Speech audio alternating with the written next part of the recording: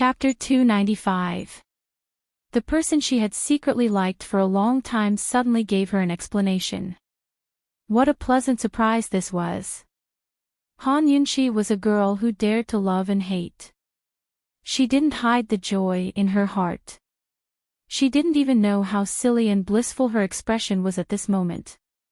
How much did she like this man to be able to open up the sea and sky just because of an explanation?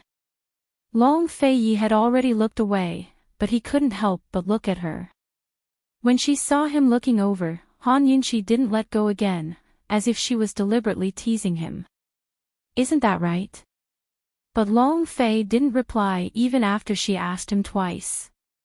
He simply pulled her head into his arms and refused to let her look at him any longer.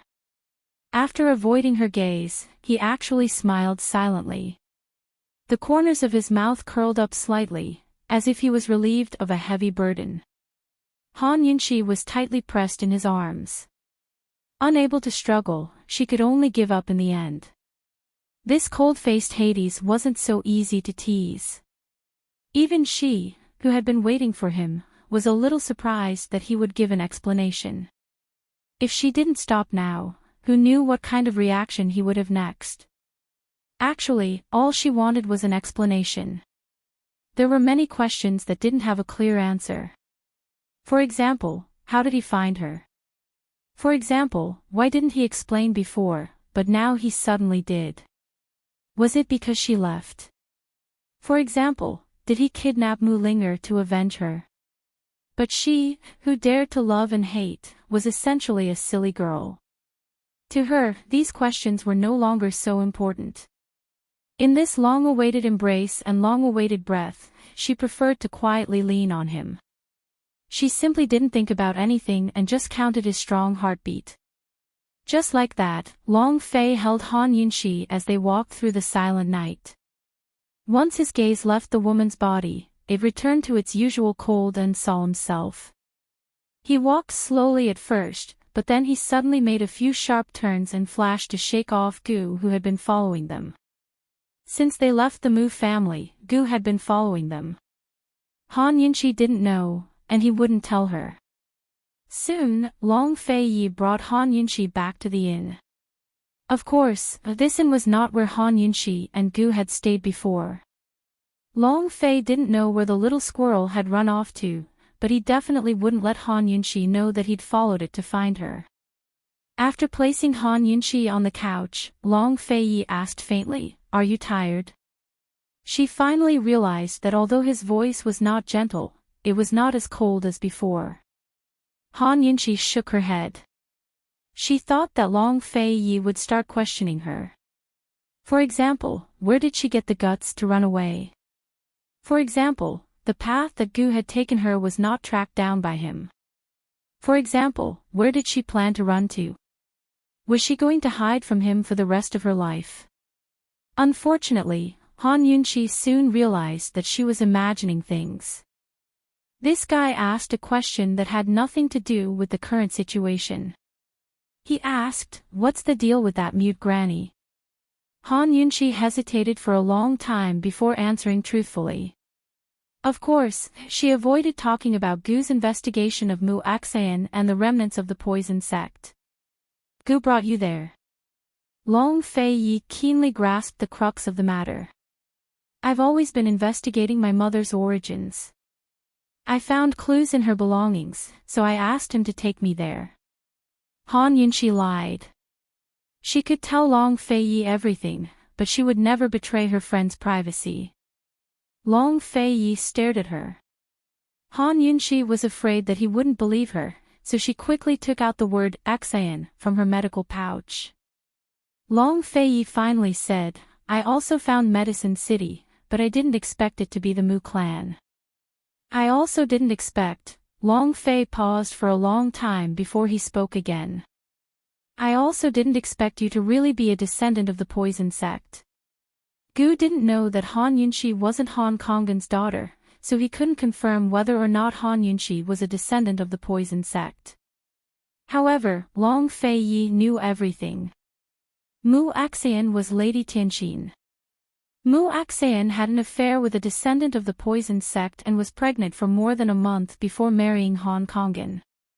This meant that the child in her belly could only be a descendant of the poison sect. It wasn't that Gu was stupid and didn't investigate Hong Kongan, but that Hong Kongan had been secretly imprisoned by Long Fei Yi a long time ago. No one could find him. Han Yunxi also hadn't expected that after Gu had told her that Mu Axayan was Lady Tianxin, she'd learned that her father was a member of the poison sect. There were still many questions, such as why Lady Tianxin had changed her name to marry Hong Kongan. Why had she died in childbirth? Who was her father in the poison sect? Was he still alive? Did he know all of this? These questions were undoubtedly for mute Granny. At the very least, she knew Mu Axayan better than anyone else. However, Han Yunxi had a question she couldn't help but ask. Long Fei Yi, why have you been investigating me and my poison skills all this time? Actually, it wasn't just Long Fei Yi. Gu and Jun Yixia had all been interested in her poison skills. Even Gu Beiyue had asked her once out of curiosity. Gu clearly wasn't just curious, and so was Long Fei Yi. That was why he'd investigated all the way to Medicine City.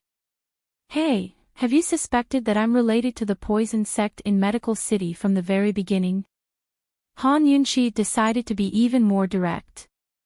This woman was always so open and frank when facing him.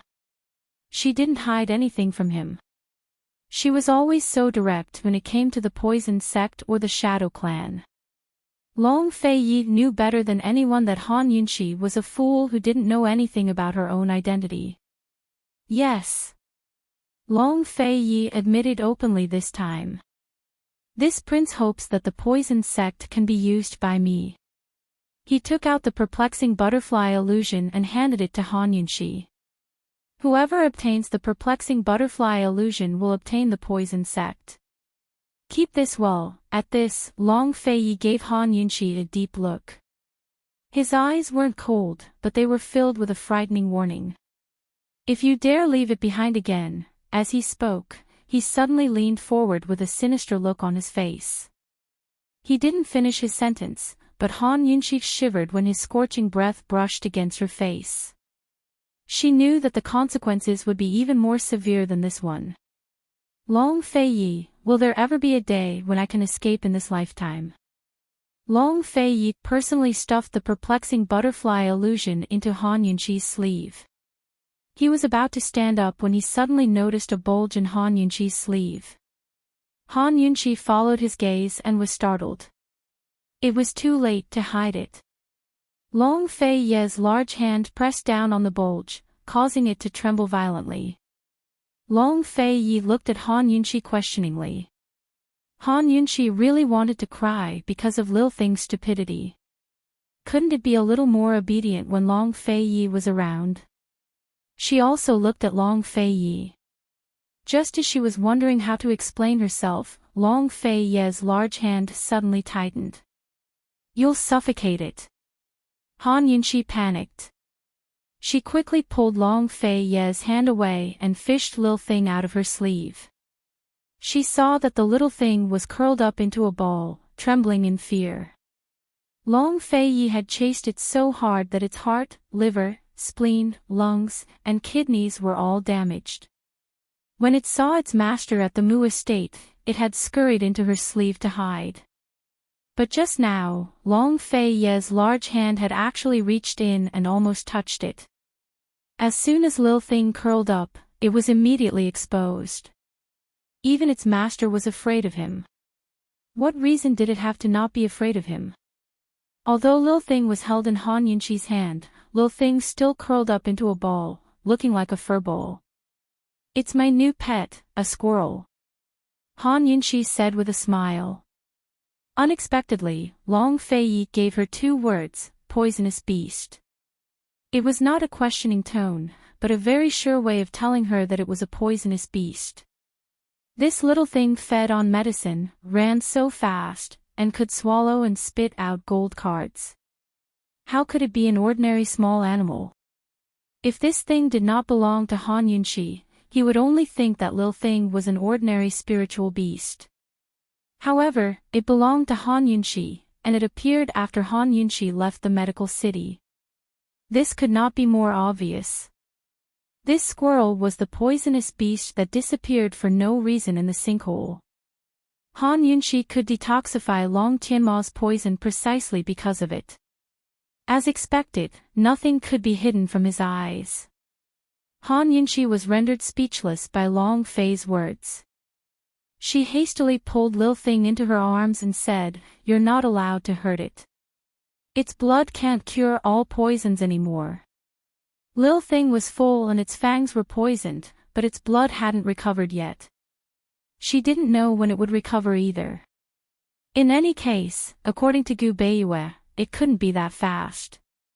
Didn't everyone in the world fight over the poison sect's Gu Shu for its blood? Seeing Han Yunxi's serious expression, Long Feiyi stared at her with interest for a long time without saying a word. The more he stared at her, the more scared Han Yunxi felt. She reflexively shielded Lil Thing against her chest and became even more guarded. Long Feiyi narrowed his eyes and slowly leaned forward. Of course he knew that the poison beast needed a long time to recover after using its blood once. He also knew that the poison beast's appetite wasn't small. Han Yunxi panicked when she saw Long Feiyi getting closer and closer. She retreated to the back of the bed and was about to let Lil Thing escape when Long Feiyi said coldly, "You're enough for this prince. What do I need it for?" Han Yunxi froze. These words, Long Feiyi's large hand suddenly tugged, yanking Lil Thing out of Han Yunxi's arms and casually tossing it out. Squeak! Lil Thing shrieked as it flew out the window and disappeared into the night. Lil Thing! Han Yunxi's heart ached. She unconsciously rose to chase after him, but nearly bumped into Long Fei, who was right in front of her. Only then did she realize how close he was to her. She hastily backed away until her back was pressed against the bed.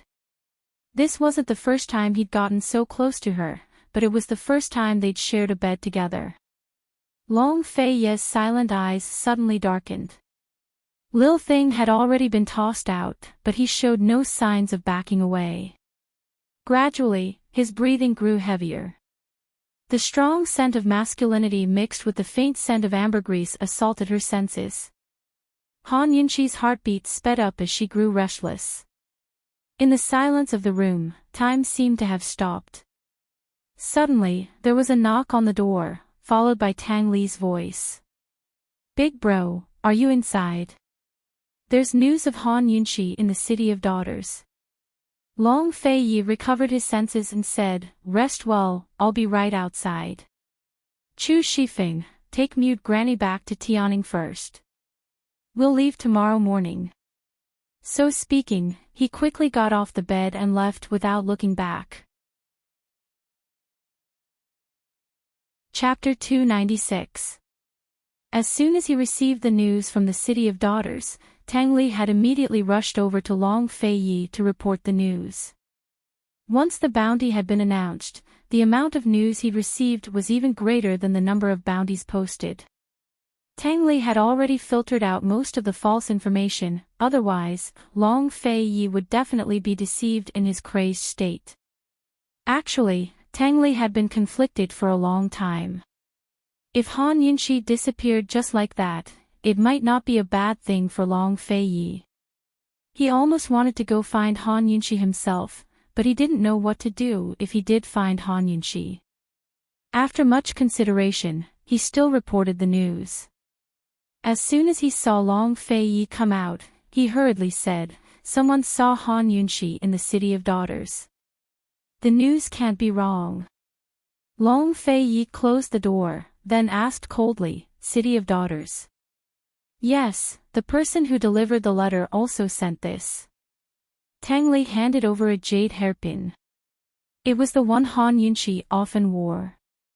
Long Feiyi gave a light snort, his eyes flashing with killing intent. Who else but Gu would be able to use this jade hairpin to report false information? If Lil Thing hadn't exposed Han Yunqi's whereabouts, he would have gone to the City of Daughters after seeing this jade hairpin. There would definitely be an ambush there. Gu, if you want to take this prince's life, you'll have to take care of your own little life first. Someone come, pass down my orders. Seal off all businesses within Tianing country that have anything to do with the Mingxiang tea shop. Freeze all of Gu's savings in all of the banks. If you see him, kill him without mercy. Long Fei Yi ordered. Yes. The shadow guard obeyed and left. Only then did Tang Li realize that something was wrong. He cried out in alarm, "You found Han Yunqi." Other than finding the person, what else could make this guy so calm after seeing Han Yunqi's jade hairpin and determine that the news was false? Long Fei Yi did not say anything. Seeing this, Tang Li was even more certain. He wanted to push the door open and enter the room suspiciously, but he was stopped by Long Fei Yi. Don't disturb her, ever. Long Fei Yi looked at Tang Li. His tone was calm, but his deep eyes were firm. Tang Li slowly lowered his hand and furrowed his brows at Long Fei. No matter how he tried, he couldn't figure out what the man meant. Long Fei Yi didn't explain much. He flew under the roof and lay down with his hands behind his head. Tang Li hurriedly caught up with him and asked seriously, "What do you mean by forever?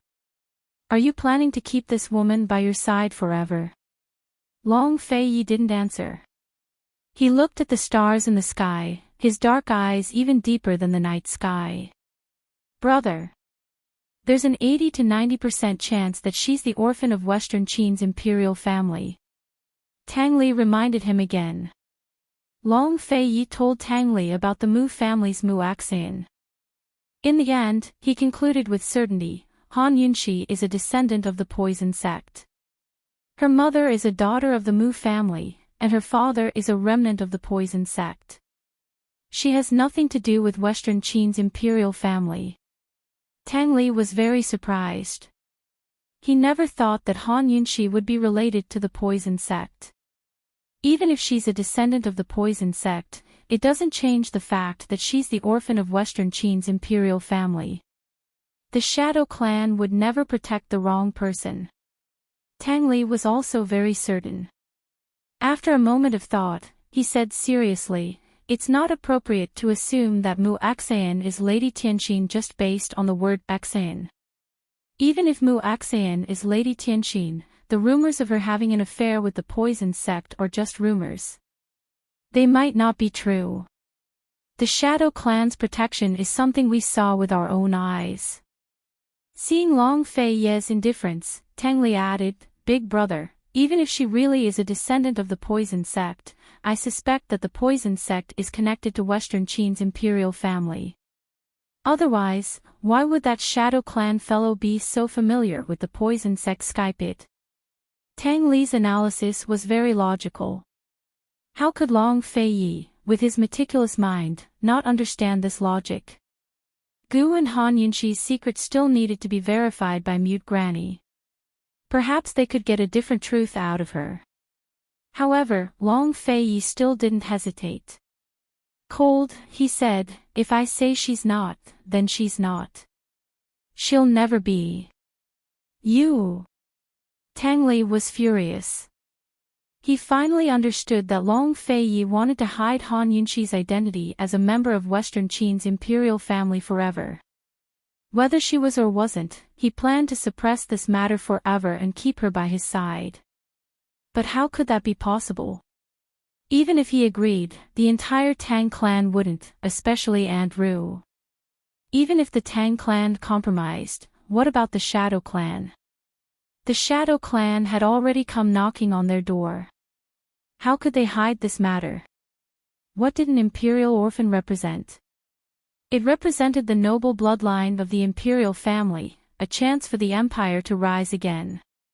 And what would Han Yunqi think if she found out her true identity one day? Tang Li shook his head in disbelief. "Big brother, Aunt Wan won't agree." The Aunt Wan Tang Li was referring to was Long Fei Ye's mother, Aunt Ru's younger sister, Tang Yuan. It was one thing for the living not to agree, but even a dead person wouldn't agree. Just how much courage did Long Feiyi have to carry on his shoulders? Just how many difficult decisions had he made these past few days behind his madness? He was so quiet that only he knew the truth. Big brother, it's just a woman. Why do you have to be so serious? Tang Li persisted in persuading him. He never thought that Long Feiyi would fall into the hands of a woman one day. That's right, it's just a woman. After a long time, Long Fei finally said, but your lordship is taking it seriously. Once that woman left, he realized how serious he was. This was the first time Tang Li saw Long Feiyi's helpless expression. He couldn't help but laugh helplessly. Even Long Feiyi, whom he admired the most, was helpless. How could he persuade him? Fine, fine. Keeping her by my side might actually be the safest. Among the 7 noble families of the great Qin Empire, more than half stood on the side of the Western Qin imperial family. The rest were mostly neutral. Once more descendants of the 7 noble families knew of Han Yunxi's existence, the consequences would be unimaginable. After a long time, Long Feiyi stood up. His tone was terrifyingly cold. Tang Li, think of a way to lure that white-robed man out, and kill him. No matter what the truth was, only when the person who knew the truth was dead would the truth never be exposed. Tang Li nodded. I understand. That night, Long Fei sat alone on the rooftop. His lonely back gave off a desolate air against the vast black skies. The stars dimmed as the moon set and the sun rose. It was only a single night, but it felt like the passage of time had passed. It had been a single night, but it felt like years had passed since then. Han Yunxi had been waiting for Long Feiyi in the room. She knew that Tang Li came to report her whereabouts, but she also knew that it was fake news. She originally thought that Long Feiyi would quickly take care of things and return. Unfortunately, she unknowingly fell asleep while waiting. She unknowingly woke up several times, but she didn't see his shadow. In the end, she was too tired and fell asleep. Early in the morning, Han Yunxi woke up in a daze when she heard a knock on the door. She suddenly bumped into Long Feiyi's handsome face that angered both men and gods. Heavens, when did he come back? How long did he stare at her like that? Long Feiyi was a bit embarrassed and immediately retreated, pretending that nothing happened. Han Yunxi nervously touched the corner of her mouth to make sure that she wasn't drooling. Only then did she relax. Your Highness, the Wang family's 4th young master wishes to see you, the hidden guard reported at the door. Wait downstairs, Long Feiyi replied. He wasn't in a hurry to go downstairs. After washing up, he ordered breakfast and finished eating with Han Yunxi in the room. Only then did he instruct Han Yunxi, tidy up and prepare to go back. I'll wait for you downstairs. Han Yunxi obediently nodded, not taking the matter of the Wang family's request to see her to heart.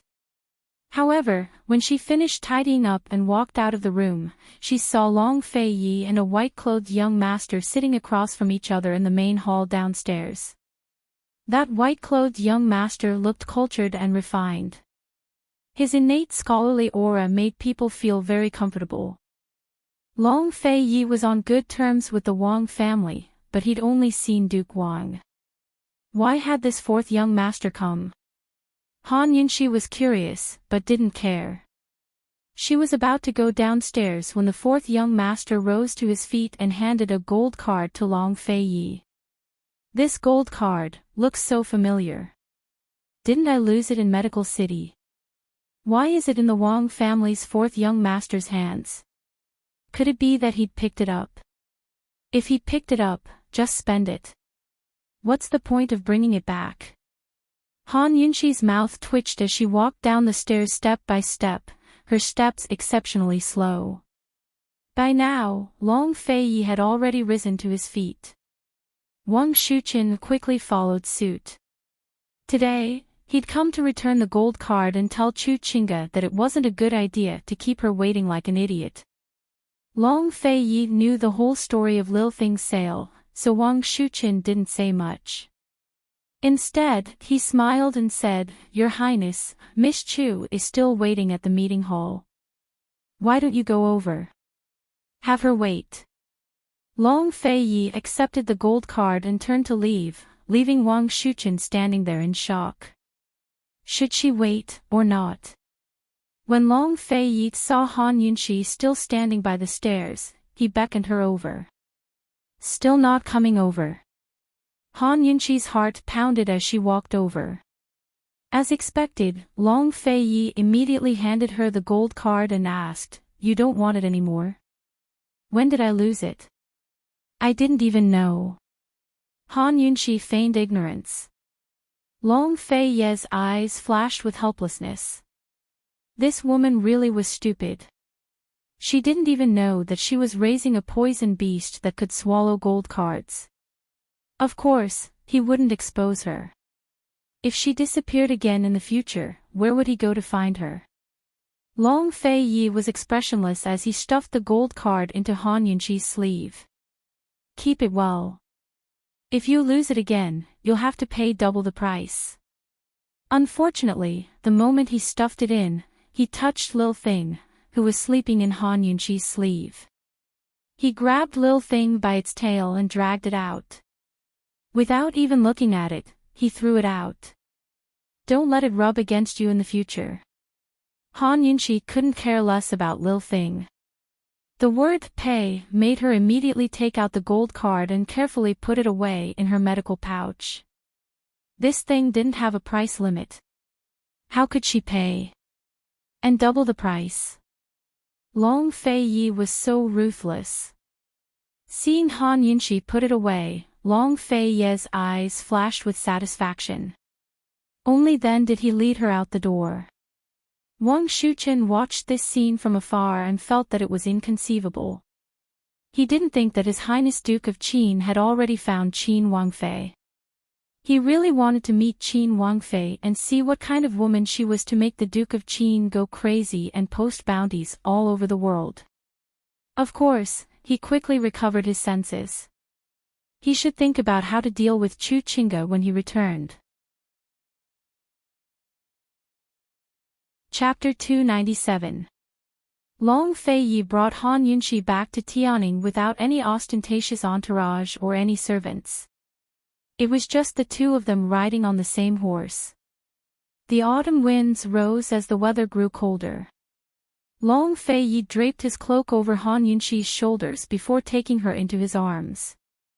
Han Yunxi was probably the only woman in the world who knew how warm the embrace of this cold-hearted man was. The man was handsome and noble, while the woman was beautiful enough to topple cities with an uncommon air. As soon as they stepped out into the streets, they attracted the attention of passers-by. But soon enough, people recognized Han Yunxi as the woman on the wanted posters. Soon enough, the attention turned into a crowd of onlookers.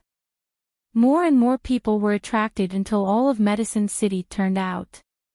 Among the restless crowd, there was envy, jealousy, adoration, and reverence. Many women stared fixedly at Long Fei Yi, afraid that they'd miss a second. There were also plenty of women who shot hostile looks at Han Yunxi. As for the sounds of discussion, it was even louder. But even so, everyone stopped on both sides of the road. No one dared to block their way. Han Yunxi had always done things her own way and ignored the looks of others. She'd seen all sorts of situations in her life, but she still felt a little uneasy right now. It wasn't that she was afraid or nervous, but that she preferred to keep a low profile. Long Fei Yi, the wanted posters are still all over the world. Is it really okay for you to show off your love like this? Long Fei Yi stared straight ahead expressionlessly. He was a lofty ruler who didn't care about the people around him at all. He held Han Yunxi in his arms as they walked through a street in Medicine City. By the next day, the news had spread all over Cloud Realm continent. All sorts of guesses about the wanted posters collapsed on their own. Everyone knew that Han Yunxi had really gone missing, and that Long Fei Yi was truly panicking.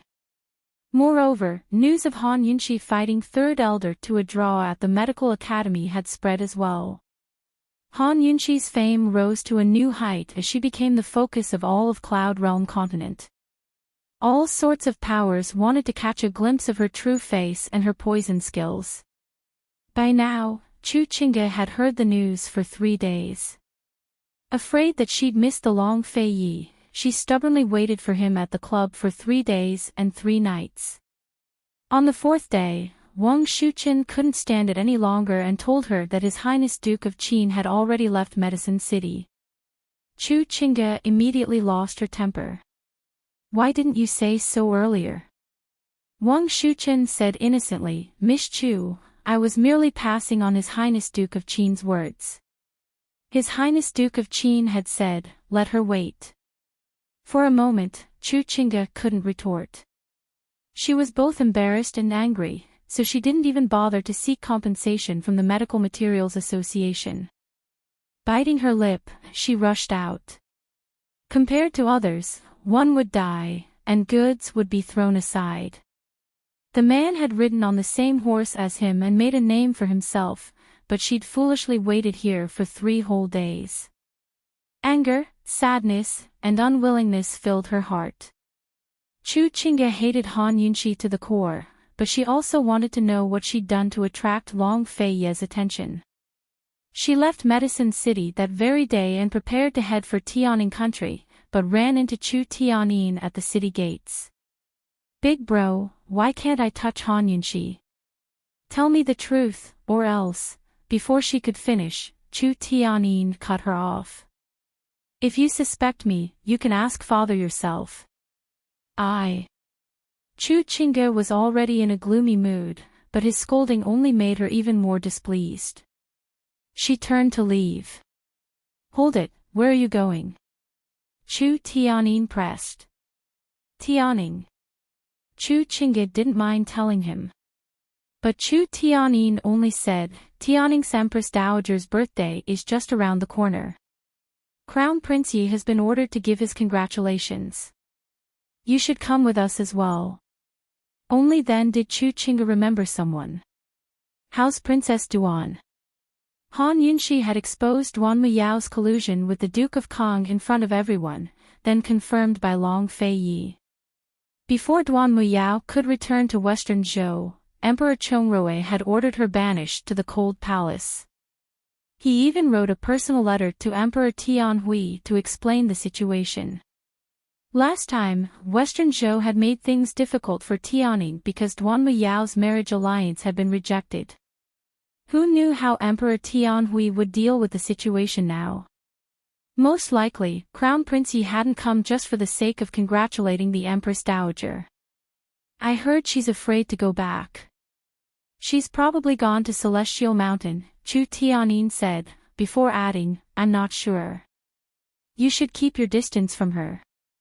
Losing favor was already a foregone conclusion. Chu Qingge had no interest in that at all.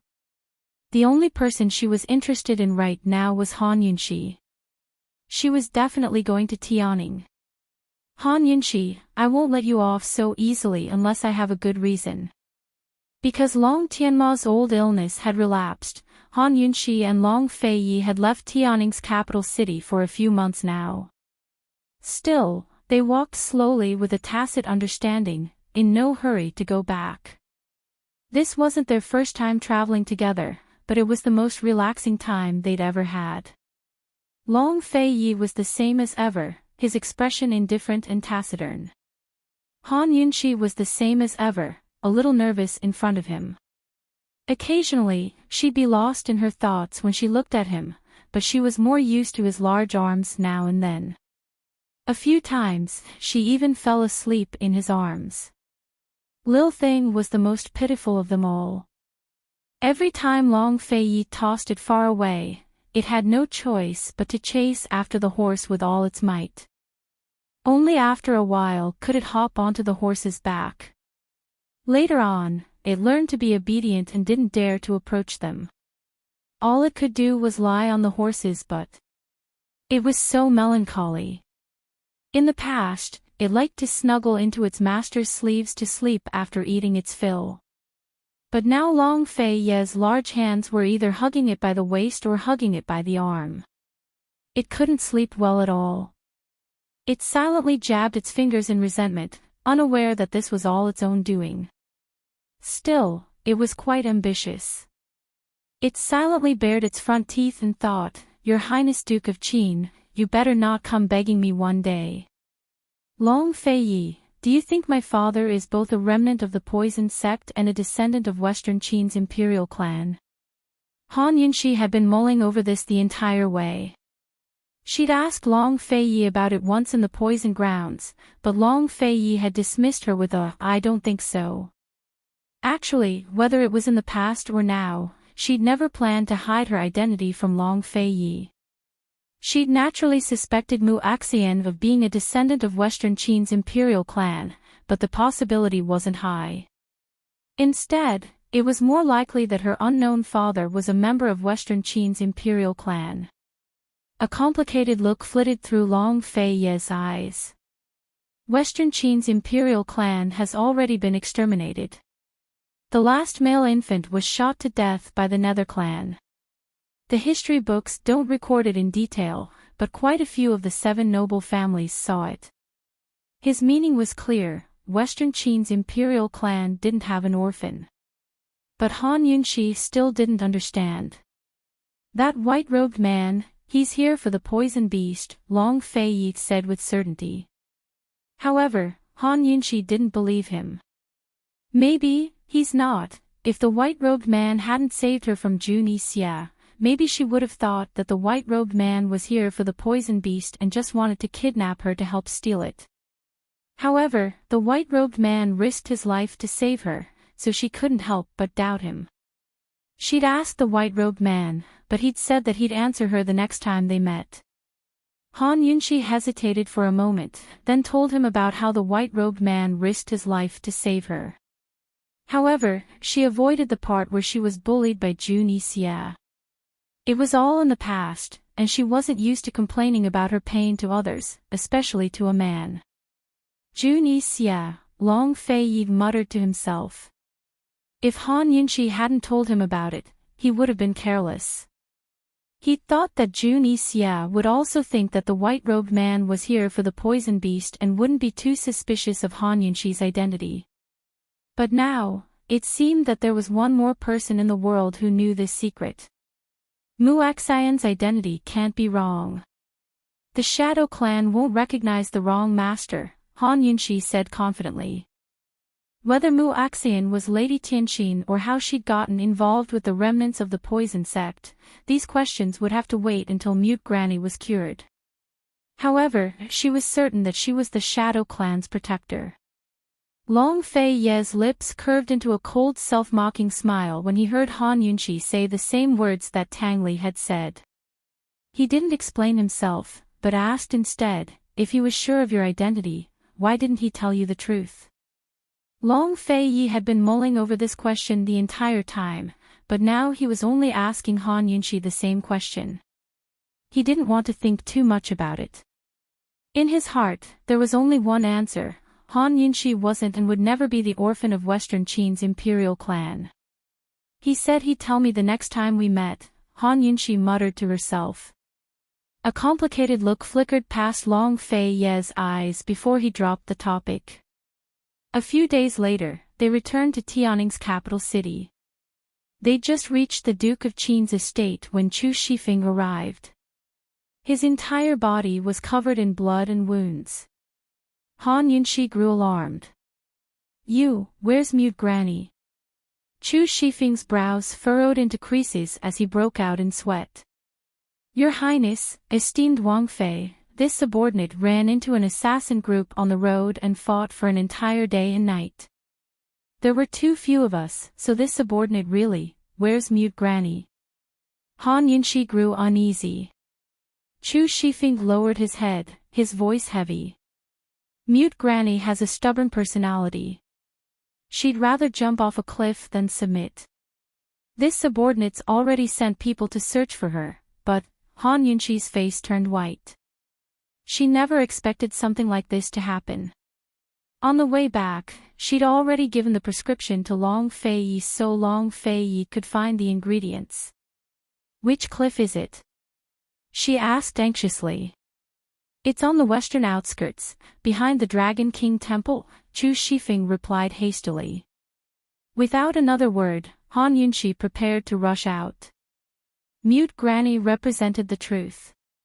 Moreover, leaving that aside, an innocent old granny had already been abused to such an extent. How could she still? Long Fei blocked Han Yunqi. "Where are you going?" "I'm looking for her." Han Yunqi panicked. If she'd known this would happen, she wouldn't have taken Mute Granny with her. Long Fei ignored her and grabbed her hand. "Chu Shifeng, send more men to search. If she's dead, I want to see her corpse." "Yes." Chu Shifeng obeyed and left. Han Yunqi finally calmed down. She knew it was useless even if she went. She fell to sit on the side, her eyes cold.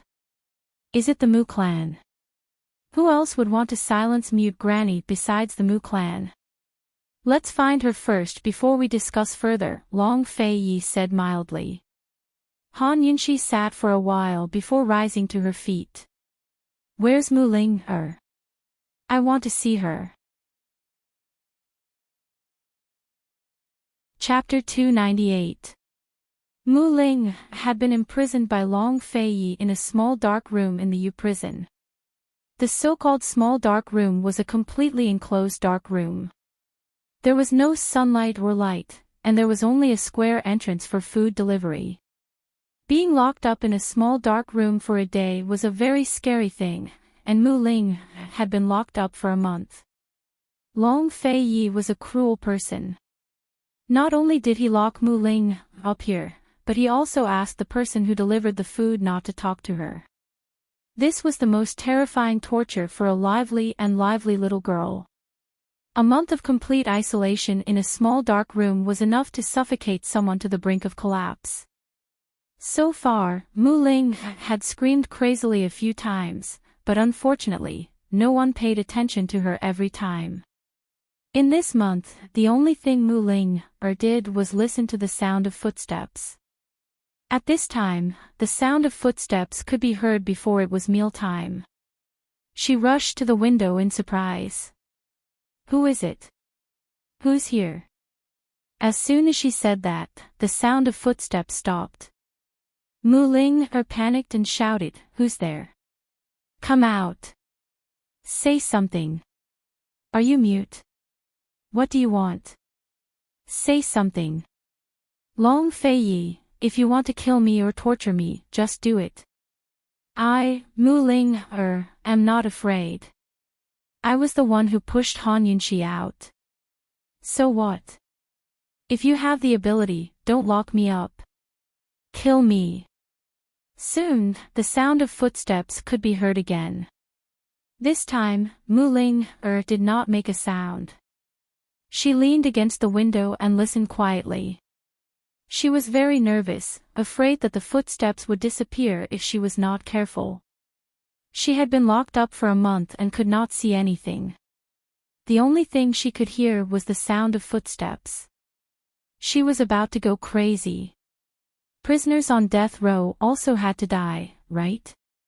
However, she was locked up for an indefinite period and did not know when she would be sentenced. Her bright eyes were wide open as she stared at the darkness in front of her. As the footsteps approached, the light shone over. Soon, she saw who it was. Han Yunqi. Mu Ling was shocked. Han Yunqi approached step by step, looking coldly at Mu Ling through the window. There were many people who wanted her life for no reason, and she was already used to it. However, this girl was different. At the Xian Gold door, she had disregarded her own safety and pulled this girl away from the mouths of the flesh-eating rats. However, in less than the time it took to drink a cup of tea, this girl had pushed her to the flesh-eating rats. What the hell is this? If it wasn't for the fact that her heart was strong enough, she would have doubted the good and evil of human nature. Mu Ling'er regained her senses and immediately sneered, Han Yunshi, you're not dead yet. Wasn't this woman kidnapped by Jun Yixie? How could she be saved this quickly? Han Yunshi crossed her arms and stood in front of the window, looking over her with interest.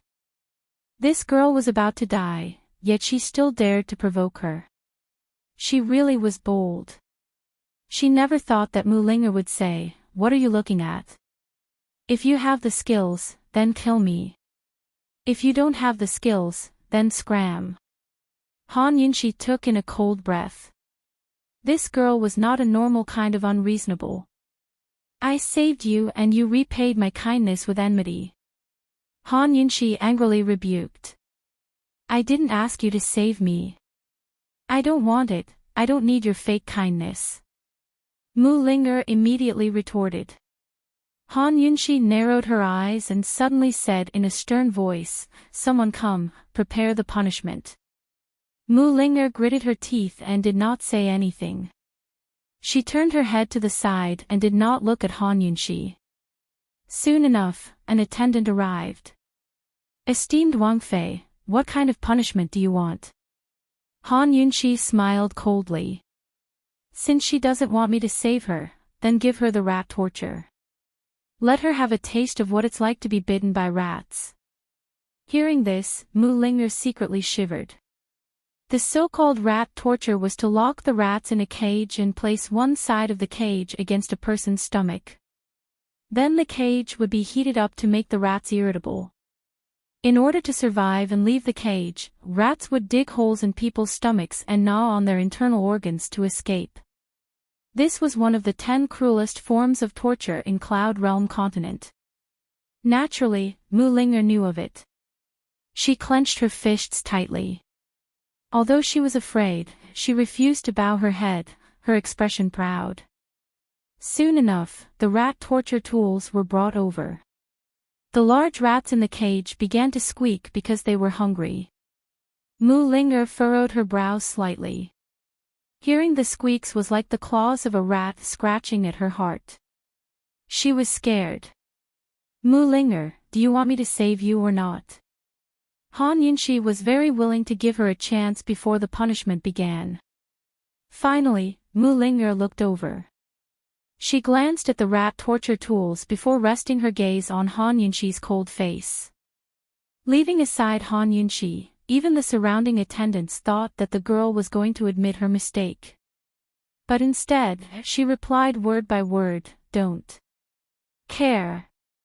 Not enough. The attendants broke into an uproar. Han Yunshi licked her lips in amusement. This was her first time seeing such a stubborn girl.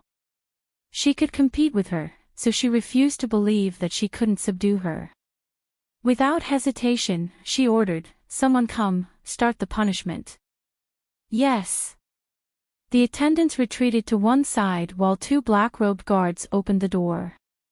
After all, Mu Ling'er knew martial arts, so they had to prevent her from escaping. Seeing the guards approach, Mu Ling'er gave a cold smile. Don't worry, I'm not thinking of running away. Since I've fallen into your hands, I have no intention of leaving alive. So speaking, Mu Ling'er raised her chin and strode out. As soon as she saw the large rat in the cage, goosebumps rose all over her body. Still, she didn't show any signs of fear. She gritted her teeth and walked towards the torture bed in large strides. She simply lay down on it. Actually, she knew that pushing out Han Yunshi was stupid, but if she had another chance, she'd do it again. Ever since she was young, she'd said whatever was on her mind and done whatever she wanted. Since she did it, she admitted to it. There was no right or wrong. Mu Ling'er lay down like this. The attendants and guards were all stunned. His Highness Duke of Qin had locked up many spies, assassins, and traitors in this little black room. He had also used rat torture on them many times, but this was the first time they had met someone so unafraid of death. Moreover, she was a 16 or 17-year-old girl. Han Yunshi had thought that this girl would beg for mercy with snot and tears. She hadn't expected this scene. As she looked at Mu Linger, who was lying straight on the bed, her eyes flashed with undisguised admiration. Although they were enemies, she had to admit that this girl had guts. Han Yunshi, if Chi brother comes looking for me, just pretend you never saw me. Come on, let's be straightforward. After saying this, Mu Linger really closed her eyes. She knew that Chi brother would definitely come looking for her and give her a good scolding. He might even hate her and think that she was a bad girl. She accepted all of this. She just didn't want Chi brother to know that she had died so miserably. The room was silent. Everyone looked at this stubborn girl. Han Yunshi looked on silently. In fact, she hadn't planned to use torture today. She had only planned to use her mouth. To hurt someone, hurting their body was the worst, but hurting their heart was the best. She could tell that this lass really liked Gu Qishao. Today, she'd come to tell her what the man had said. His original words were, Han Yunshi, when I find that girl, I'll immediately avenge you. You can beat her or cut her up as you wish. Hearing such words from the person you liked the most, wasn't it the saddest thing? However, after hearing Mu Linger's words, Han Yunshi suddenly didn't want to say anything.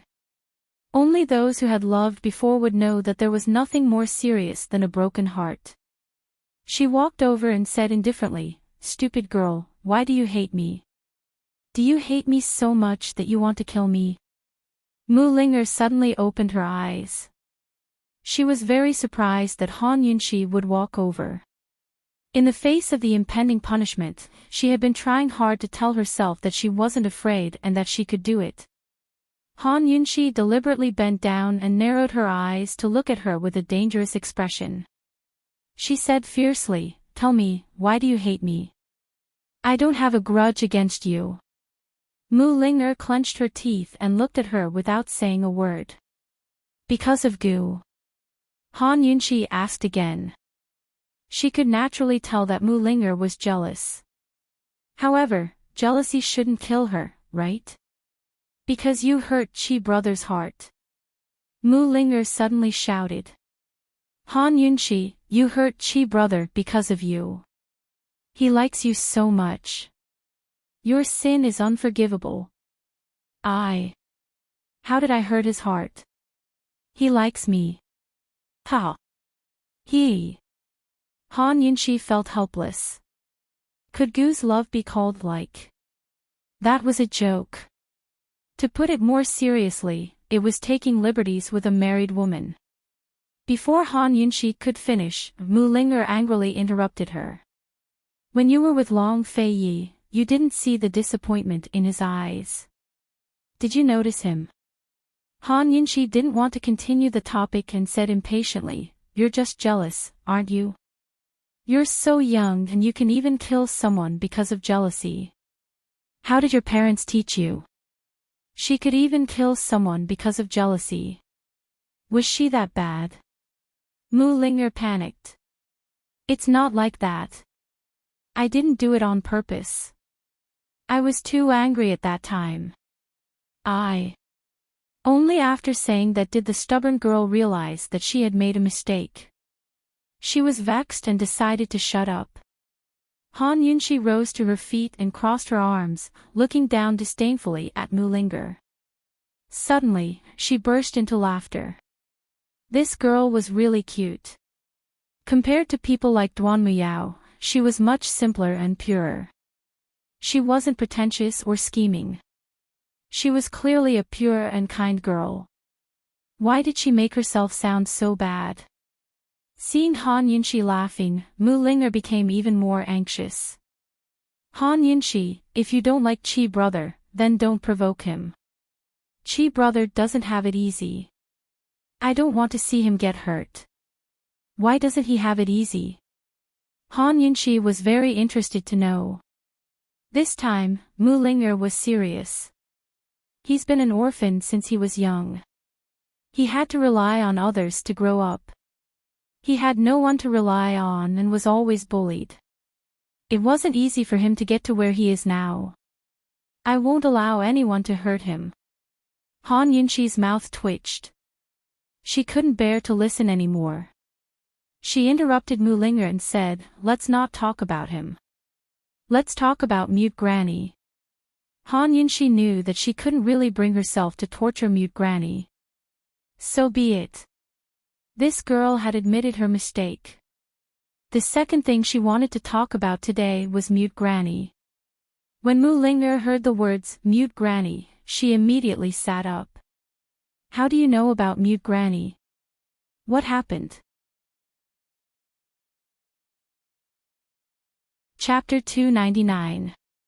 Han Yunxi had many things she wanted to ask when she went to the Mu estate with Gu, but there wasn't enough time. Now, she was asking Mu Ling directly. Everything Gu knew came from Mu Ling'er. I wanted to find Mu Axayan, so Gu took me to see Mute Granny, Han Yunxi replied honestly. She only knew how to talk about Mu Axayan, not Lady Tianxin. Why are you looking for Mu Axayan? Mu Ling'er was on guard as she grumbled inwardly. How could Chi brother tell an outsider about the Mu clan secrets? Didn't they agree not to tell anyone? Mu Axayan is your aunt, right? Have you seen her before? Han Yunxi asked. Why are you looking for Mu Axayan? Mu Ling'er was very guarded. Many people thought that Mu Axayan's affair with the poison sect was just a rumor. Because there was no evidence, the medical academy hadn't pursued the matter to this day. Mute Granny is in my hands. I advise you to answer me like a good girl, Han Yunxi threatened with a smile. You! Mu Ling'er was stunned. Han Yunxi took out a handheld drum and waved it in front of Mu Ling'er. Mu Ling'er believed her immediately. Han Yunxi, don't go overboard. She's just an innocent old lady. She's already miserable enough. That's why you should hurry up and answer me. Han Yunxi smiled innocently.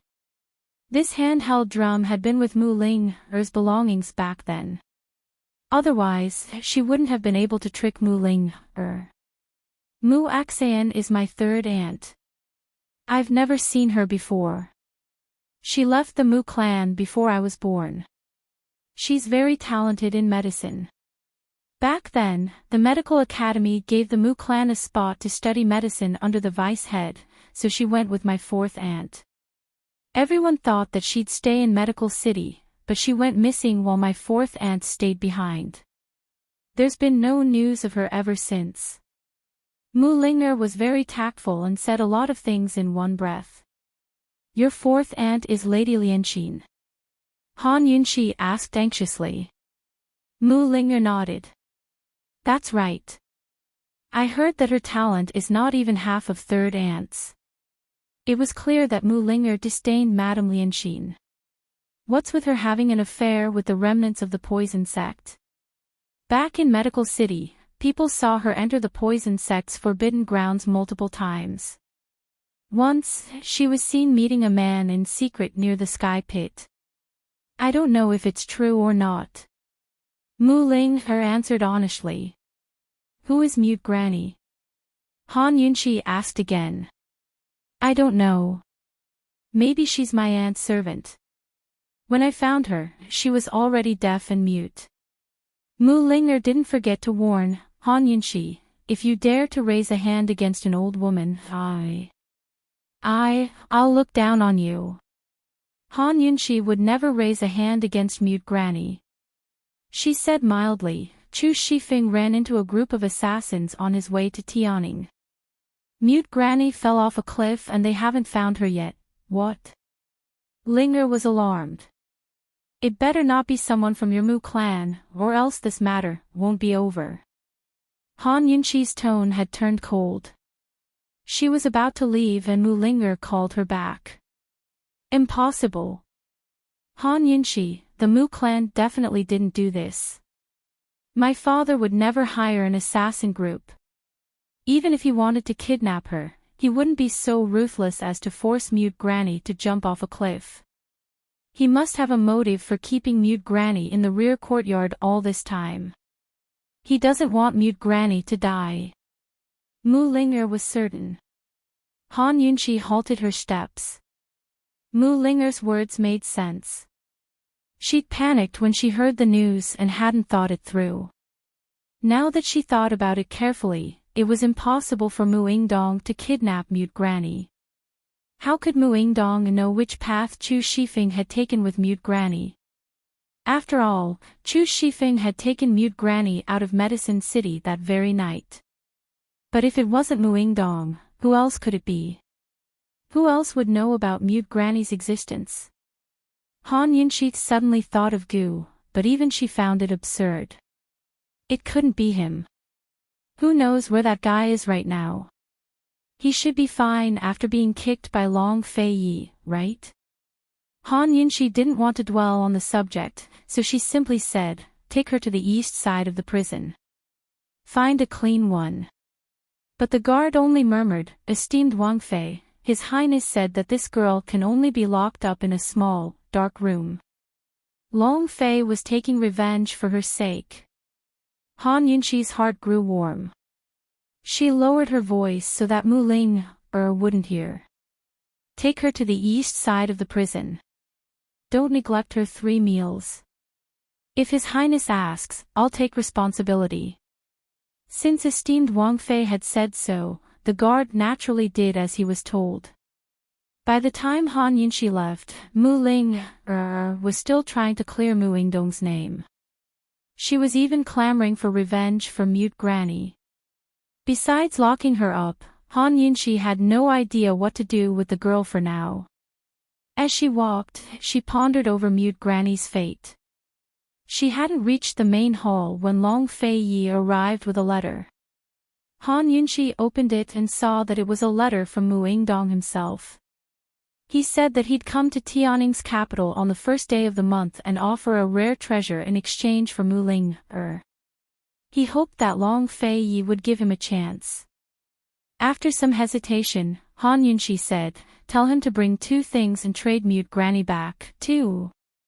Han Yunshi was testing the waters, but Long Fei Yi agreed.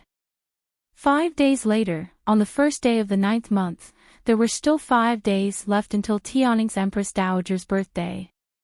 Mu Yingdong personally brought 2 treasures to pay a visit. If possible, Han Yunshi would rather forego the treasures and have Mu Yingdong tell her everything about Mu Axian. But Mu Yingdong had already discovered the Axian character on her medical pouch. She wasn't sure how much Mu Yingdong knew, so it wasn't good to ask too many questions. If she asked too much, Mu Yingdong might find out more about Lady Tianxin instead of getting any answers.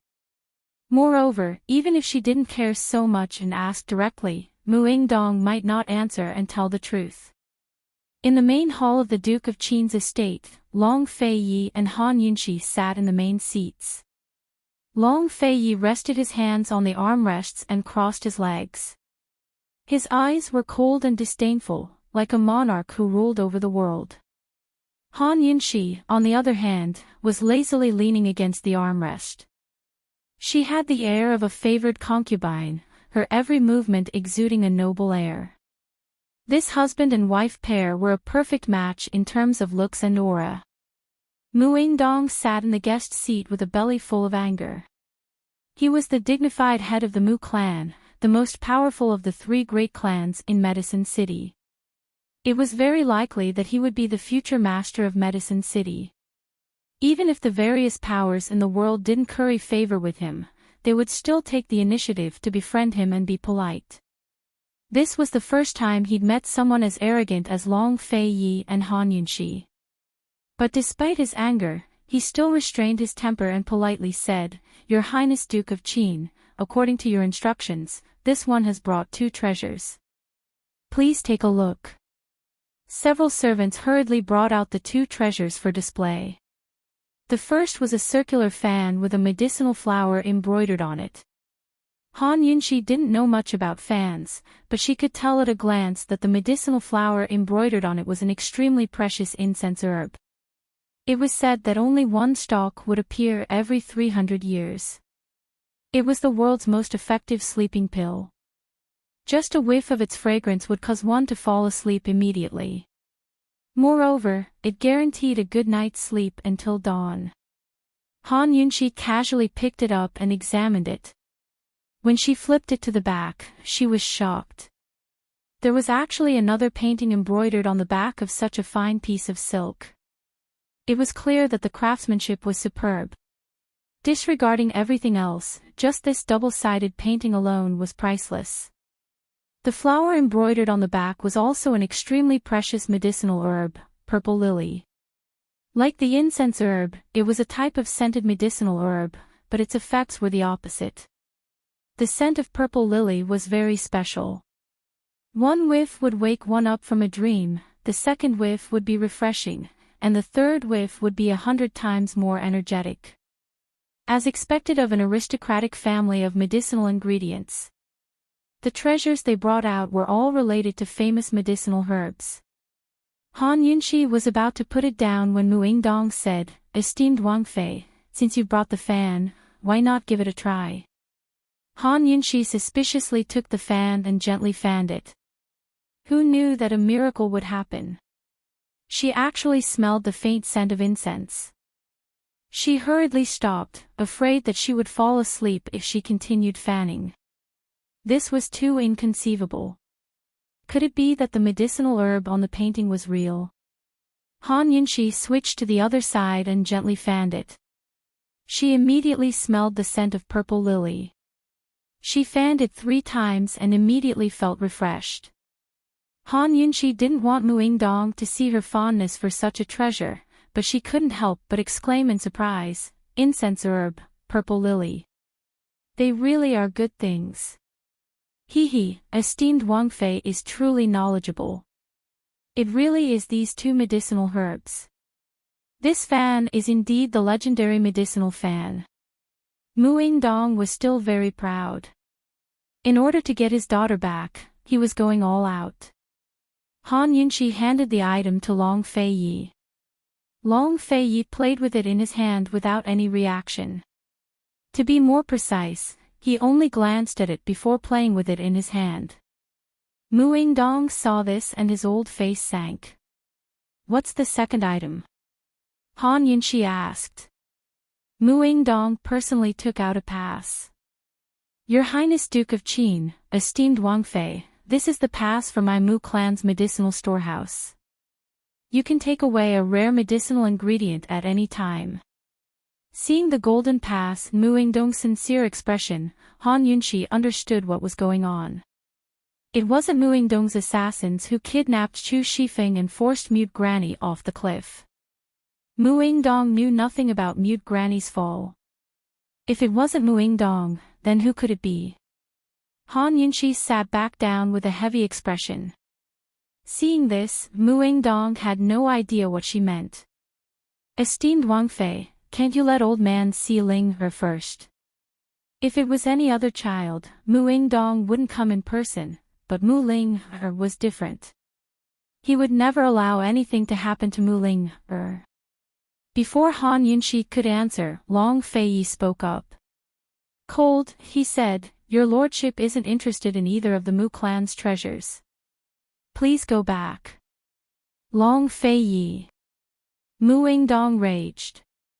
Han Yunxi stole a few glances, but Long Fei Yi didn't even spare him a glance. Wasn't he just toying with him? Qin Wang Fei's life isn't something any treasure can trade for. "Someone come, see the guests out." Long Fei Yi's tone was icy. Mu Ling had almost taken Han Yunxi's life. Moreover, she was the reason Han Yunxi cared so much about Duan Muyao. He never wanted to let Mu Ling go. "Long Fei Yi, don't you dare challenge my Mu clan's bottom line."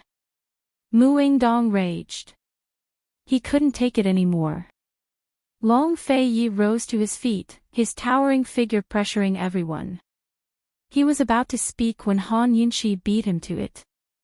Mu Ling, how about exchanging two things? Chapter 300. Mu Yingdong's main goal on this trip was to ransom Mu Ling, back, but also to probe why Han Yunshi was investigating Mu Axin. Although he didn't know that Mute Granny had been forced to fall off a cliff, he was still a wily old fox.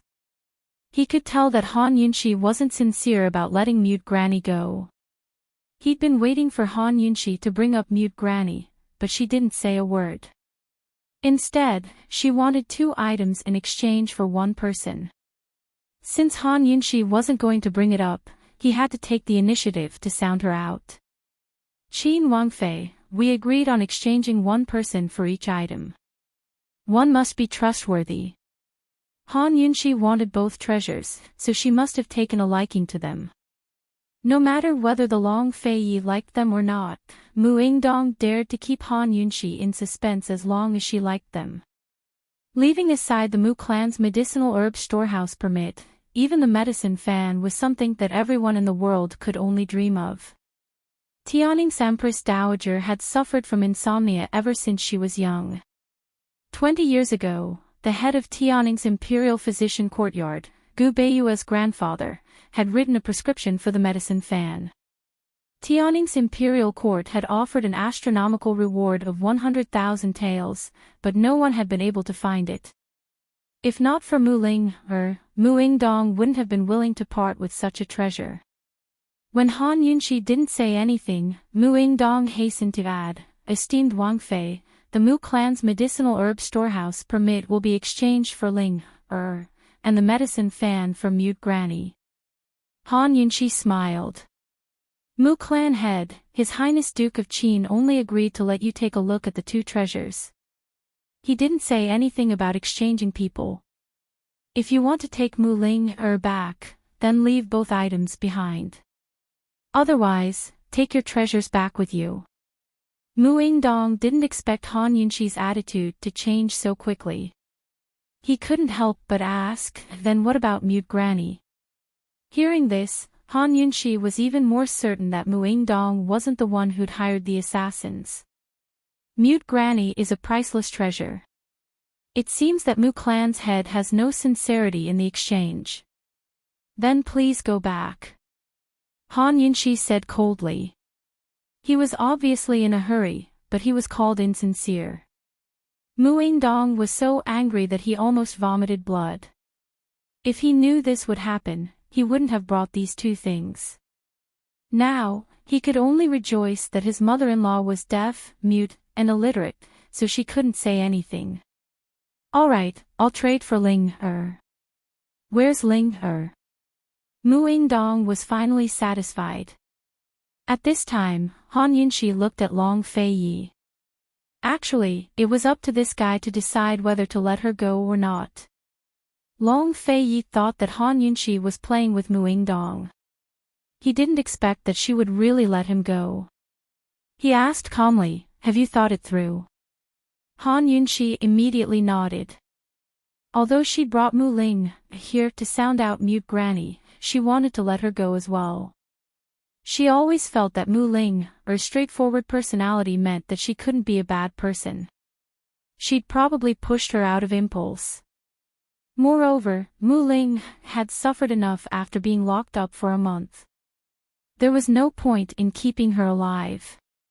They couldn't kill her for real, so they might as well trade her for some treasures to play with. When Han Yunshi nodded, Long Fei Yi didn't ask any more questions. He immediately ordered Chu Shifeng to bring Mu Ling over. Han Yunshi gave him a grateful look, but Long Fei Yi's expression was indifferent. He didn't say anything else.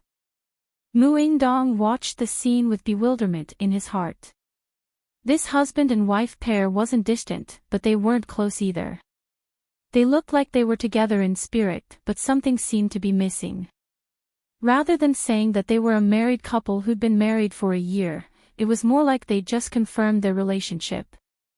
Soon enough, Mu Ling, was brought over.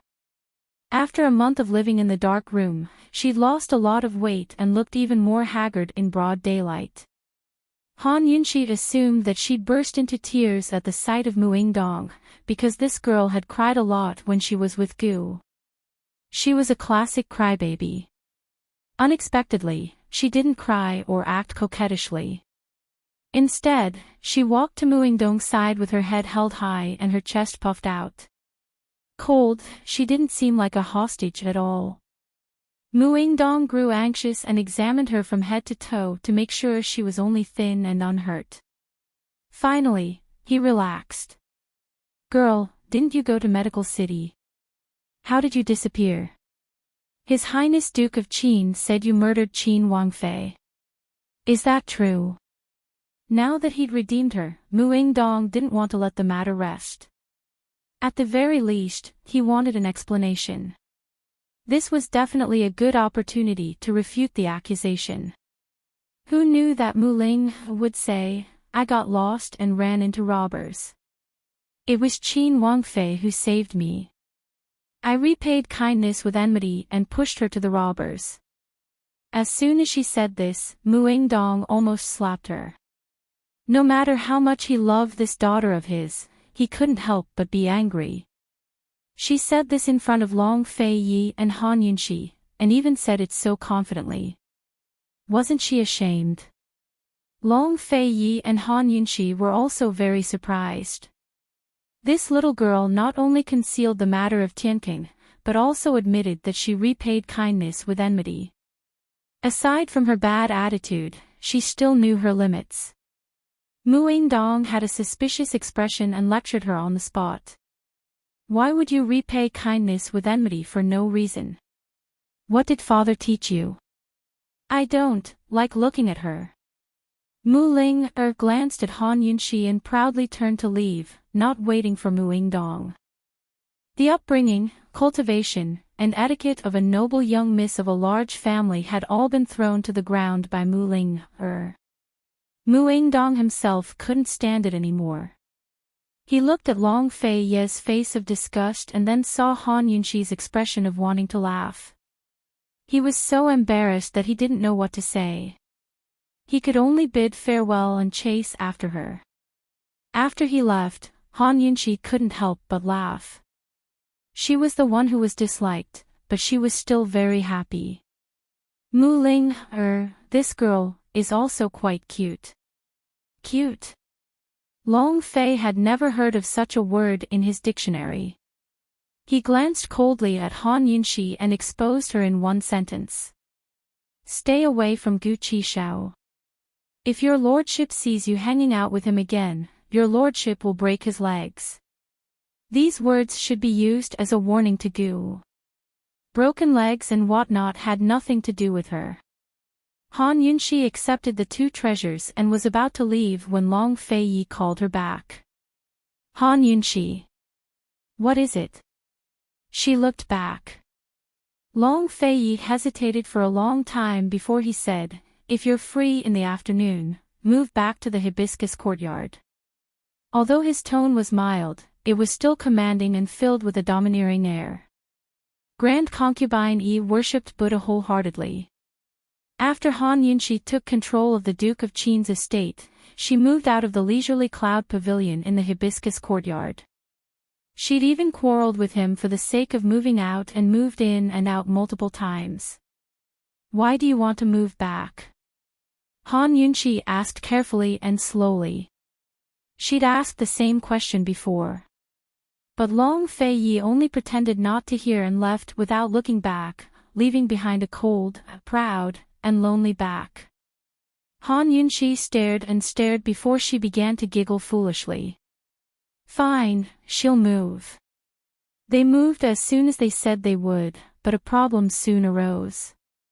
Zhao Mama personally led a group of servants to move all of Han Yunxi's belongings to the hibiscus courtyard. Then she asked Han Yunxi a question. Esteemed Wangfei, do you want to move to His Highness's rooms, or back to the leisurely cloud pavilion? Zhao Mama had long asked the servants in the guest hall about His Highness Duke of Qin's exact words. If you're free in the afternoon, move back to the hibiscus courtyard. He only said move back to the hibiscus courtyard, but didn't say which rooms. Zhao Mama didn't ask, so Han Yunxi didn't think much of it. She'd already tidied up the leisurely cloud pavilion herself. She liked that building.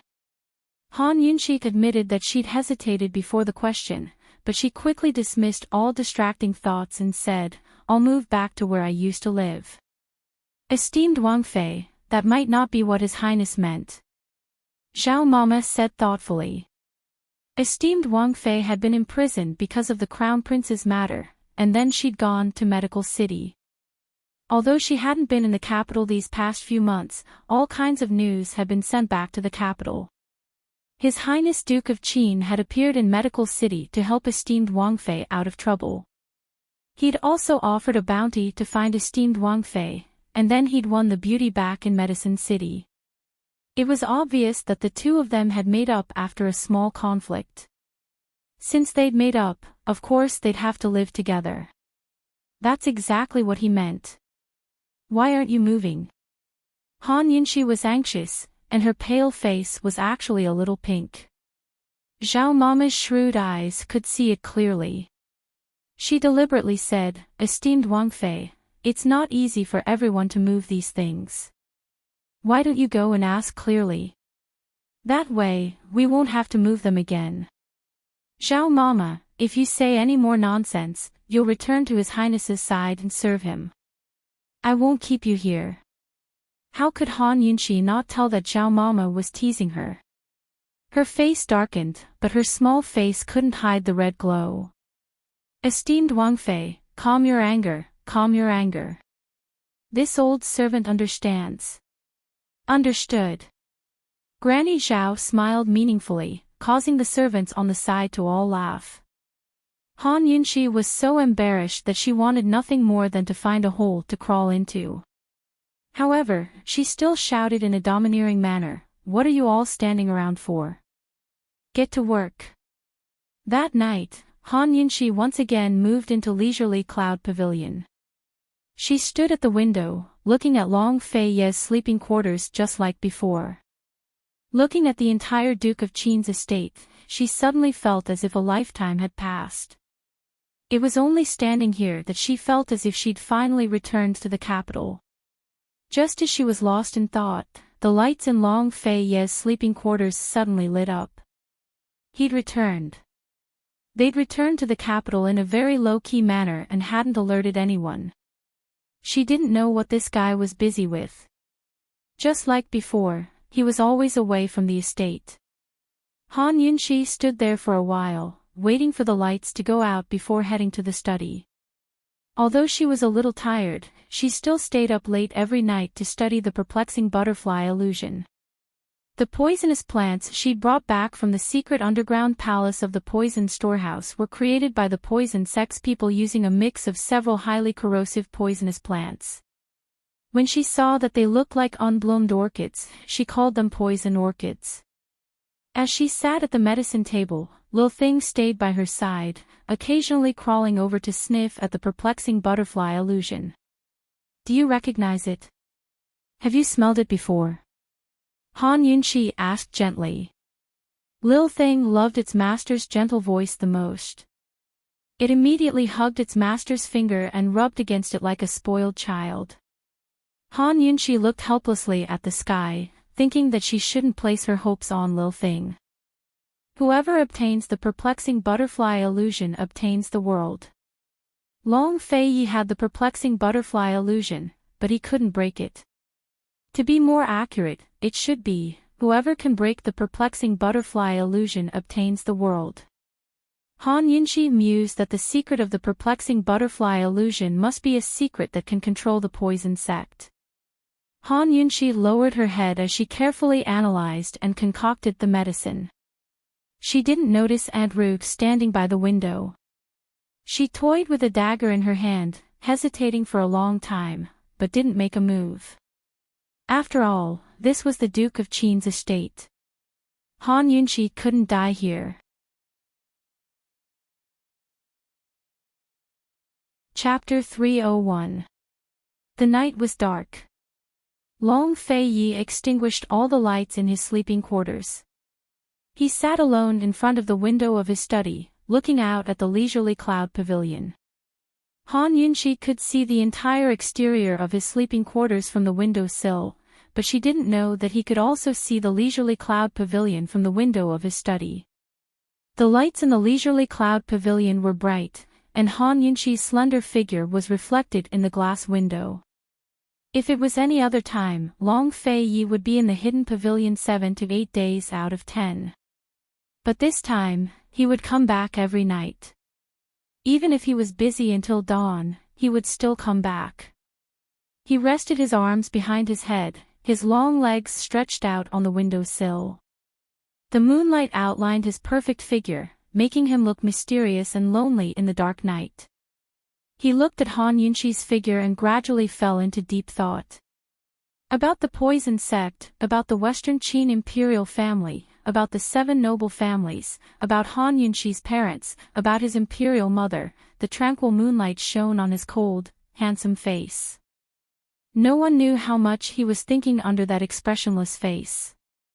Suddenly, he said cold, "Aunt Ru, come out." Aunt Ru walked out of the darkness in front of the window. Her long hair was coiled up, and white gauze was wrapped around her neck and shoulders. Her injuries looked serious. She walked to the window and wanted to sit, but Long Fei Yi's feet didn't move, so she could only stand. That day, she had received the news from the City of Daughters earlier than Tang Li. She had rushed to the City of Daughters as soon as possible, but she hadn't even seen Han Yunqi's shadow before encountering a large group of terrifying professional assassins. The injuries on her neck and shoulders were from that day. Fortunately, she had reacted quickly and escaped, or she really would have lost her life there. She really didn't know who it was that hired a group of 100 assassins to ambush Long Fei Yi. They were determined to kill him. "What, did you lower yourself to beg that girl to come back?" Aunt Ru laughed mockingly. Long Fei Yi didn't answer. He tossed a bottle of golden sore medicine over. "The medicine is quite effective. Try it. Hee, you still know how to care for your aunt." Aunt Ru's tone was sour.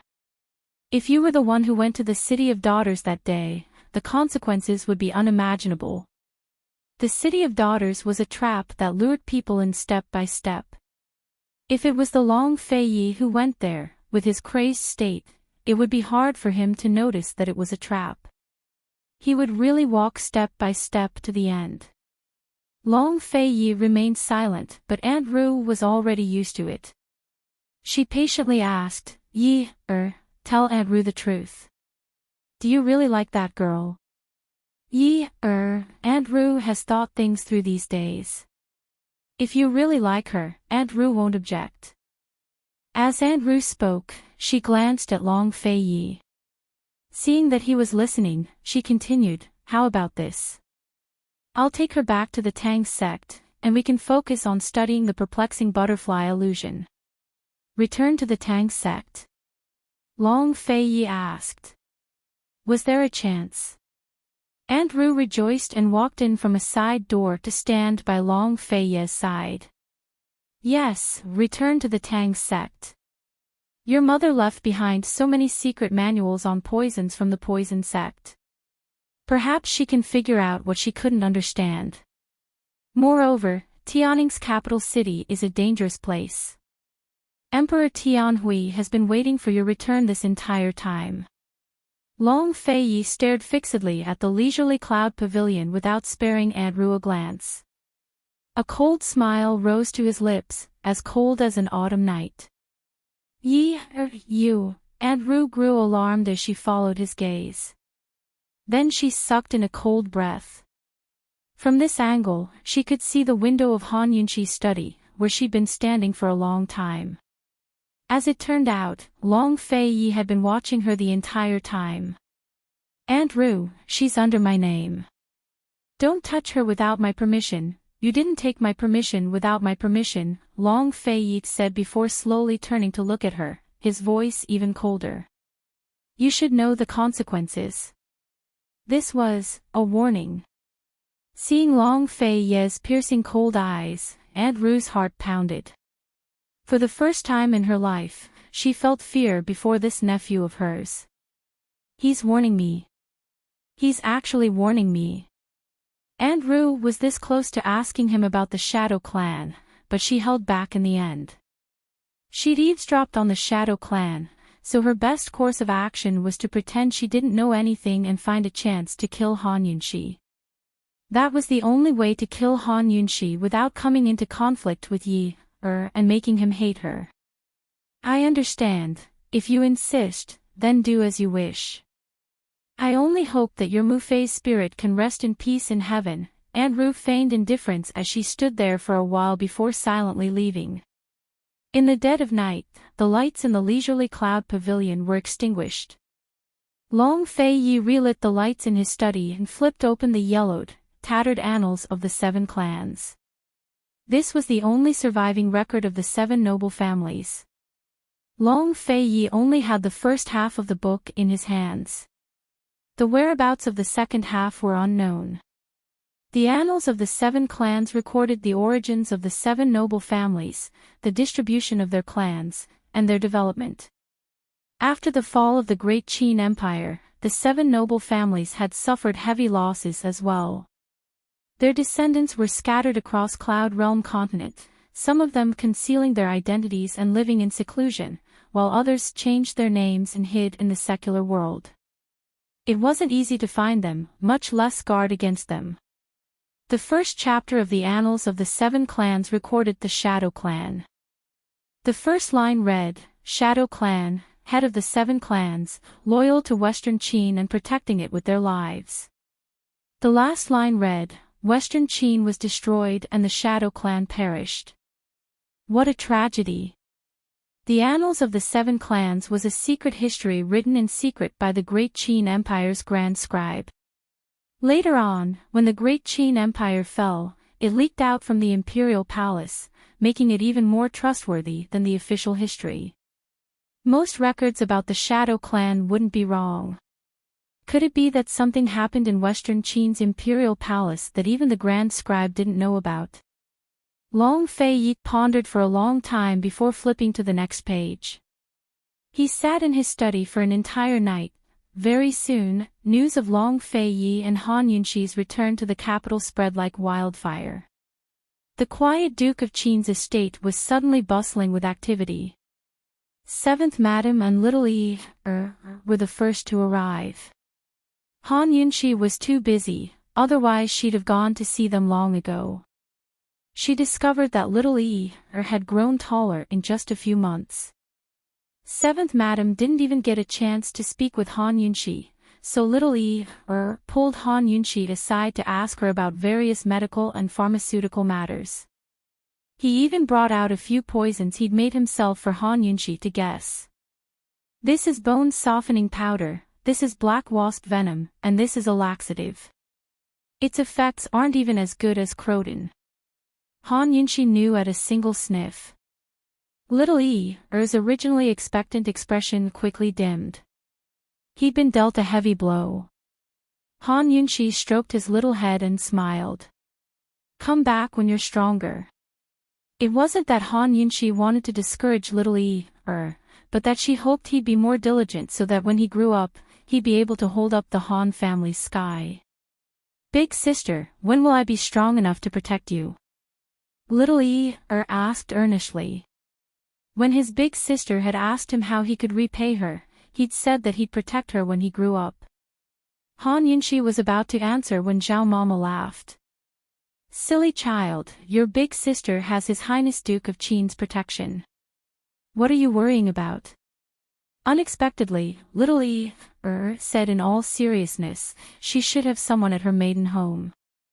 If His Highness Duke of Qin bullies her, I'll protect her. Han Yunxi laughed at his words. You little brat, you're thinking too far ahead.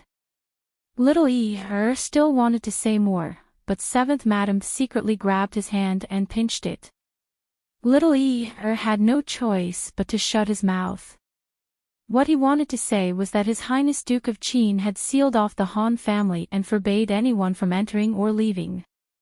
Little secretly told himself that he had to work hard to grow up and become strong. He had to become his big sister's strong backing, not her weak spot. Seventh Madam and the others didn't leave until evening. Han Yunxi was just about to rest when Gu Beiyue and Mu Qingwu arrived. Han Yunxi originally thought that Gu Beiyue had returned with Long Tianma and the others. After chatting for a while, she learned that Gu Beiyue had stayed in Medical City for a few more days before returning on his own. As soon as he entered, he handed over several vials of medicine. Esteemed Wang Fei, these vials are warm and nourishing medicine. Drink them every other day. They're good for your health. Thanks. Han Yunxi didn't stand on ceremony. She liked Gu Beiyue's medicine, and the soup he brewed was indeed very nourishing. She still remembered how she drank a few vials in the imperial prison. Gu Beiyue smiled faintly in a very gentle manner. Esteemed Wang Fei, did His Majesty summon you? Mu Qingwu asked seriously. He wanted to help Han Yunxi this time, but he had no power. Leaving aside the fact that he couldn't help with medical matters, he couldn't even protect himself. Emperor Tianhui wanted him to gather 300,000 taels of military pay and provisions and 200,000 dan of grain within half a year. Otherwise, he'd be demoted and investigated. What did he summon me for? To apologize and admit his wrongs. Han Yunxi smiled as she turned to ask Gu Beiyue. Imperial Physician Gu, did His Majesty admit his wrongs to you yet? The truth of Long Tianma's illness had been revealed, and he'd returned healthy. If Emperor Tianhui had any tolerance left, he'd publicly clarify the matter and officially declare her and Gu Beiyue innocent. Gu Beiyue smiled and shook his head. This official is satisfied that he didn't remove me from my post. Esteemed Wang Fei, a lot of things happened at court after you left. There were many changes in the civil and military officials above the third rank. There's even a rumor that His Majesty is going to punish His Highness Duke of Qin, Mu Qingwu said in a low voice. Actually, Han Yunxi was well aware of the situation. Because of Mama Su, Emperor Tianhui and the Empress Dowager had begun to suspect Long Fei Ye's origins. The movements in the court were already quite big, but very few people could tell what Emperor Tianhui's intentions were then. Now, it was more obvious. Most likely, Long Fei Ye would be busy for the time being. Young General, have you settled your pay and provisions yet? Han Yunxi asked seriously. Mu Qingwu felt helpless. He couldn't help Han Yunxi at all. Instead, he'd made Han Yunxi worry about him. He smiled and said, there's some progress, but it'll take a few more days for news. All right, he didn't have any progress at all. Han Yunxi didn't ask, but smiled. Young General, what if one day His Majesty and His Highness Duke of Qin, before she could finish, Mu Qingwu grew anxious and shot to his feet. Esteemed Wang Fei, you can't speak carelessly. There's no what if. Han Yunxi shrugged her shoulders, indicating that she'd stop talking. She was wondering which side the general's estate was on.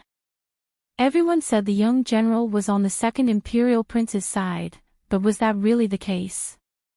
While they were talking, someone from the palace arrived. Emperor Tianhui had summoned the Duke of Qin and Qin Wangfei into the palace while a sedan chair was waiting outside. Han Yunxi looked at Mu Qingwu and Gu Beiyue with a smile. See, you can't worry about such things. Mu Qingwu slapped his mouth. It's all this official's crow's beak. But Gu Beiyue asked seriously, esteemed Wangfei, has His Highness returned?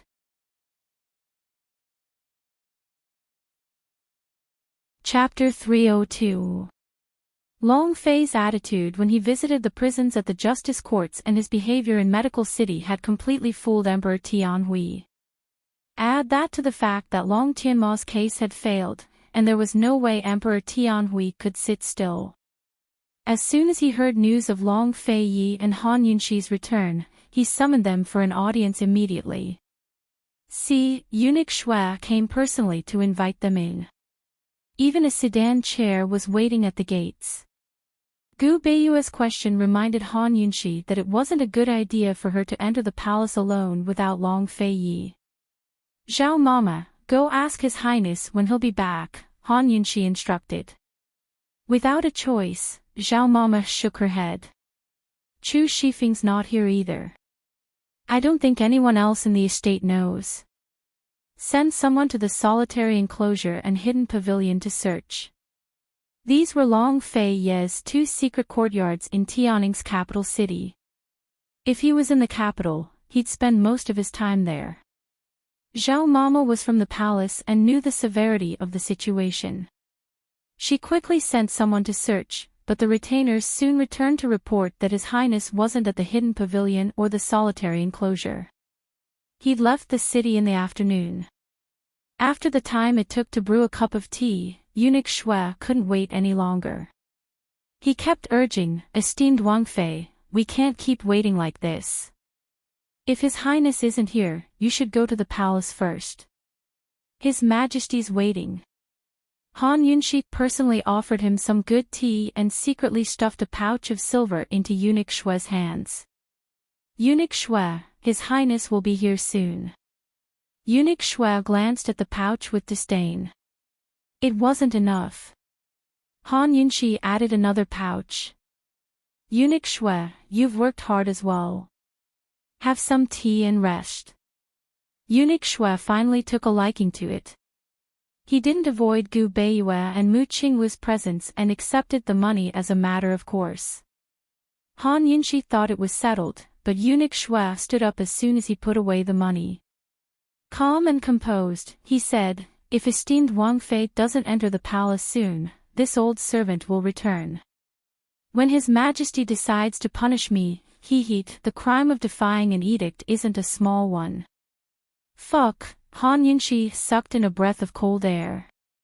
It was fine that this old eunuch didn't accept the money, but he still dared to say such words after receiving the money. Was he deliberately playing with her? Han Yunxi narrowed her eyes and stared at Eunuch Shui coldly. Eunuch Shui had obviously come prepared as he boldly met Han Yunxi's gaze. Gu Beiyue and Mu Qingwu could both tell that Eunuch Shui was trying to stir up trouble while the king of Qin was away. "Esteemed Wang Fei, please calm your anger." Granny Zhao also noticed this and secretly tugged at the corner of Han Yunxi's clothes, persuading her, "You have to look at the master before you hit the dog. Bear with it." If esteemed Wang Fei made a move, heaven knows what kind of charges Eunuch Shui would accuse her of. Eunuch Shui was here on behalf of Emperor Tianhui to invite her. If the money is fed to the dog, it can bark a few times. Han Yunxi whispered. Of course, she could see that this was a trap. "Eunuch Shui, then let's go first," she endured. "Esteemed Wang Fei, this one was just about to enter the palace to see His Majesty. Let's go together." Mu Qingwu quickly stepped forward. "Young General, it's already so late. Without His Majesty's decree, you won't be able to enter the palace. This old servant advises you not to wade into these muddy waters." Mu Qingwu was about to retort when Han Yunxi gave him a look that stopped him from saying anything more. In this period of apprehension, it wasn't easy to wade into the muddy waters between Emperor Tianhui and His Highness Duke of Qin. Currently, Emperor Tianhui wasn't easy to provoke, but His Highness Duke of Qin was as steady as Mount Tai. Both inside and outside of the imperial clan, court officials, and aristocratic families were all watching from the sidelines. Mu Qingwu couldn't even protect himself, but he still dared to step forward. He could be considered a real man now. But it would be useless even if he went. The person in the palace was none other than Tianning's highest ruler. If he couldn't even protect himself, he'd only end up worse off if he went. "Imperial Physician Gu, young general, I won't entertain you today. We'll continue another day. Han Yunxi's face was magnanimous and elegant. Mu Qingwu didn't speak, but he followed Han Yunxi and eunuch Shui the entire way. Gu Beiyue didn't express his stance, but he followed closely behind Han Yunxi as well. But by the time they reached the gates, they saw Long Feiyi standing by the carriage with his hands clasped behind his back. His posture was tall and handsome, his aura steady and vigorous. In an instant, everyone stopped in their tracks. Han Yunxi's lips quirked up as she knew she was safe. She had no idea that the Duke of Qin's estate had sent people to guard her after Aunt Ru left that night. If anything happened, Long Feiyi would know. Eunuch Shui was caught off guard and stood rooted to the spot. After all, the Emperor had already made inquiries before coming here. His Highness Duke of Qin wasn't in the city at all. Under everyone's watchful eyes, Long Feiyi extended a hand towards Han Yunxi. Still not coming over? He seemed to ask her this question often. Han Yunxi, still not coming over. Han Yunxi, still not leaving. Even though his tone was cold and impatient, Han Yunxi especially liked the sound of it. She eagerly walked over, overjoyed to no end. Of course, she didn't forget to add some laxatives when she passed by Eunuch Shui. Eunuch Shui kept his head bowed, too afraid to even fart. Leaving aside the fact that Emperor Tianhui was taking advantage of His Highness Duke of Qin's absence to make things difficult for Han Yunxi, even if Emperor Tianhui had told him to do so, he couldn't do it. Long Feiyi led Han Yunxi to the carriage and was about to climb in himself when he turned back. Eunuch Shui, when did Imperial Brother give you such special privileges that you don't have to pay your respects to your lordship? Indeed, Eunuch Shui had forgotten. He quickly fell to one knee. This old servant greets your Highness Duke of Qin. May your Highness be blessed. But Long Fei didn't even spare him a glance. Without a word, he climbed into the carriage and left. Mu Qingwu and Gu Beiyue stared fixedly at the carriage. They were both helpless and unwilling, but also relieved that Long Feiyi had taken Han Yunxi away. It wasn't until the carriage had vanished into the night that they withdrew their gazes. The two of them exchanged glances and smiled at each other, feeling like they understood each other. As for Eunuch Shui, Long Feiyi hadn't allowed him to rise. Heaven knows how long he'd be kneeling in front of the Duke of Qin's gates. When beating a dog, one had to look at its master first. Long Feiyi wasn't just helping Han Yunxi vent her anger, but beating a dog for the world to see. When Long Feiyi and Han Yunxi arrived at the palace, they were told that Emperor Tianhui was holding a banquet with the Empress Dowager. When the two of them arrived at the Palace of Heaven and Earth, they discovered that Crown Prince Long Tianma and Qin Wangrong were both present as well. What was this rhythm? What was going on? Is your Mufei well? The Empress Dowager was still polite to Long Feiyi. Long Feiyi nodded but didn't answer. I heard that she often goes to Marquis Pingbei's estate to see Murong Wanru, the Empress Dowager asked next. I'm not clear. Long Feiyi could always make the Empress Dowager feel awkward with a few words. She couldn't ask any more questions, so she took Han Yunxi's hand and patted it lightly. Yunxi, you saved the Crown Prince's life again this time. Today, not only will the Emperor reward you, but I'll reward you well too. So she was telling her to go to the palace to receive her reward. Han Yunxi felt like she was overthinking things. She put on a false smile and said, Qinxia will be satisfied if I don't have to bear the blame and go to jail. I really don't dare accept the reward. With Long Feiyi sitting by her side, she didn't hold back with her words. Emperor, look, this girl's blaming you. You almost wronged a good person and harmed Tianma's life, the Empress Dowager pretended to reprimand. It doesn't matter if Qinxia is wronged. The Crown Prince's life is more important. As long as the Crown Prince is well and sound, what's a bit of grievance for Qinxia? Han Yunxi spoke so generously, but everyone present was smart enough to understand her meaning. Emperor Tianhui was using the crown prince's life as a bargaining chip to wrongly accuse her. And now she was sowing discord. Hatred flitted past Emperor Tianhui's eyes. If there was a medicine for regret in this world, then the one thing he regretted the most was being soft-hearted and trusting Long Fei so easily that he didn't torture Han Yunxi to death in the prisons. The crown prince was already a chess piece that he discarded, but Han Yunxi had not only saved him, but also sowed discord. She was purposely making trouble for him. Still, Emperor Tianhui had underestimated the situation. This was no longer trouble, but hatred. Long Tianma looked calm, but his hands had long clenched into fists beneath the table. He hated this father of his bitterly. If not for this incident, he would still be working hard to share his father's burdens and become a qualified heir to the throne. But now he understood that the best way to keep his position as crown prince was to ascend the throne as soon as possible. He couldn't just sit and wait for death and be toyed within his father's hands. The struggle for the throne wasn't just a battle between brothers, but father and son as well. Crown Prince, what do you think? Emperor Tianhui asked. Long Tianma was smart enough to avoid the question. He stood up and raised his cup. I've made Imperial Father worry these past few years. Aken will punish myself with 3 cups of wine.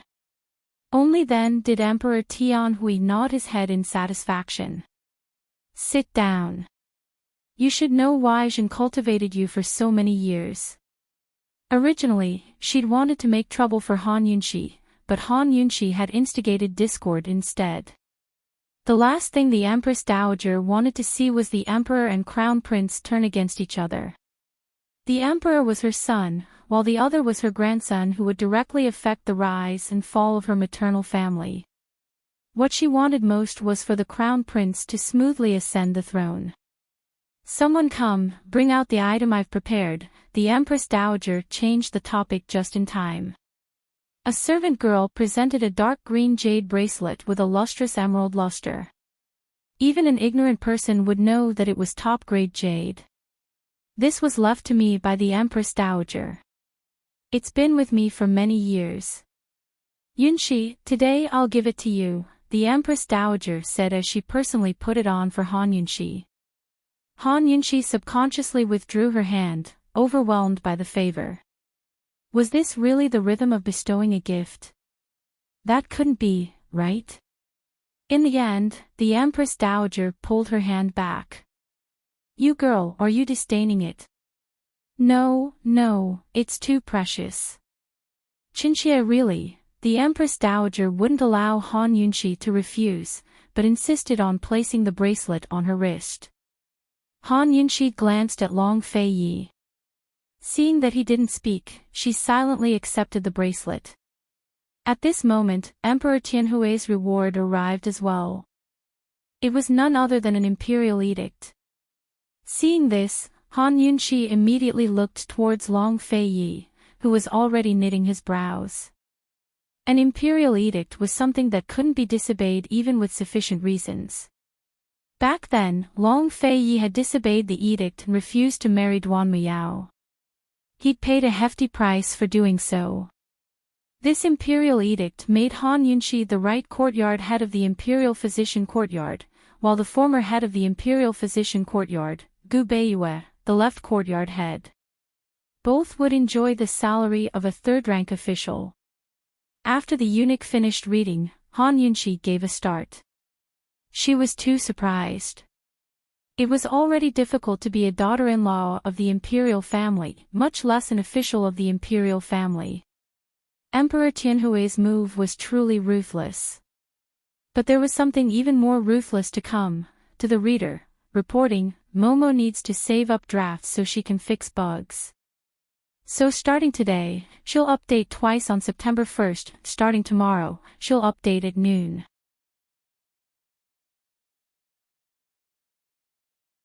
Chapter 303. As expected, Han Yunxi had come to receive her reward tonight. But this favor was too heavy for her to bear. This was a world of imperial power, where imperial edicts held the highest authority. Anyone who defied them would be killed without mercy, no matter who they were. In the entire world, Long Fei was probably the only person who defied an imperial decree and ended up under house arrest. He didn't care about anything in Tianning, but the connections, wealth, military strength, and charisma he wielded were all things that Emperor Tianhui feared. Right now, the imperial court was in a state of panic, but it was all Emperor Tianhui's one-sided actions. Long Fei didn't seem to care much about the matter. The only time he'd responded to Emperor Tianhui was when he went to the justice courts to visit the prisoners. Nobody knew what His Highness Duke of Qin was planning, but as soon as he made a move, the neutral parties would definitely lean to his side.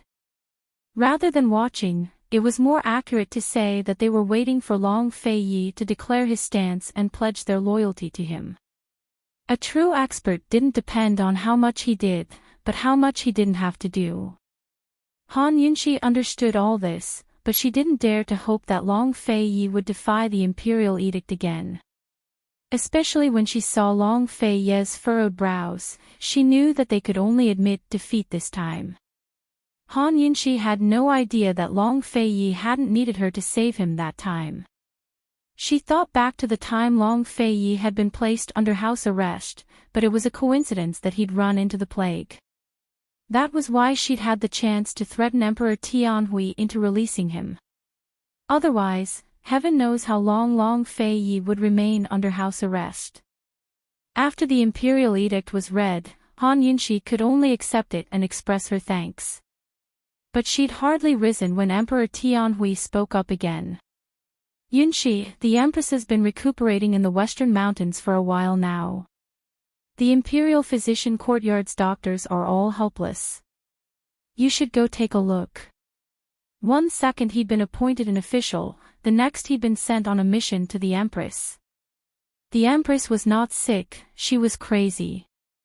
Before she was sent to the Western Mountains, Gu Beiyue had examined her, but he couldn't do anything about it.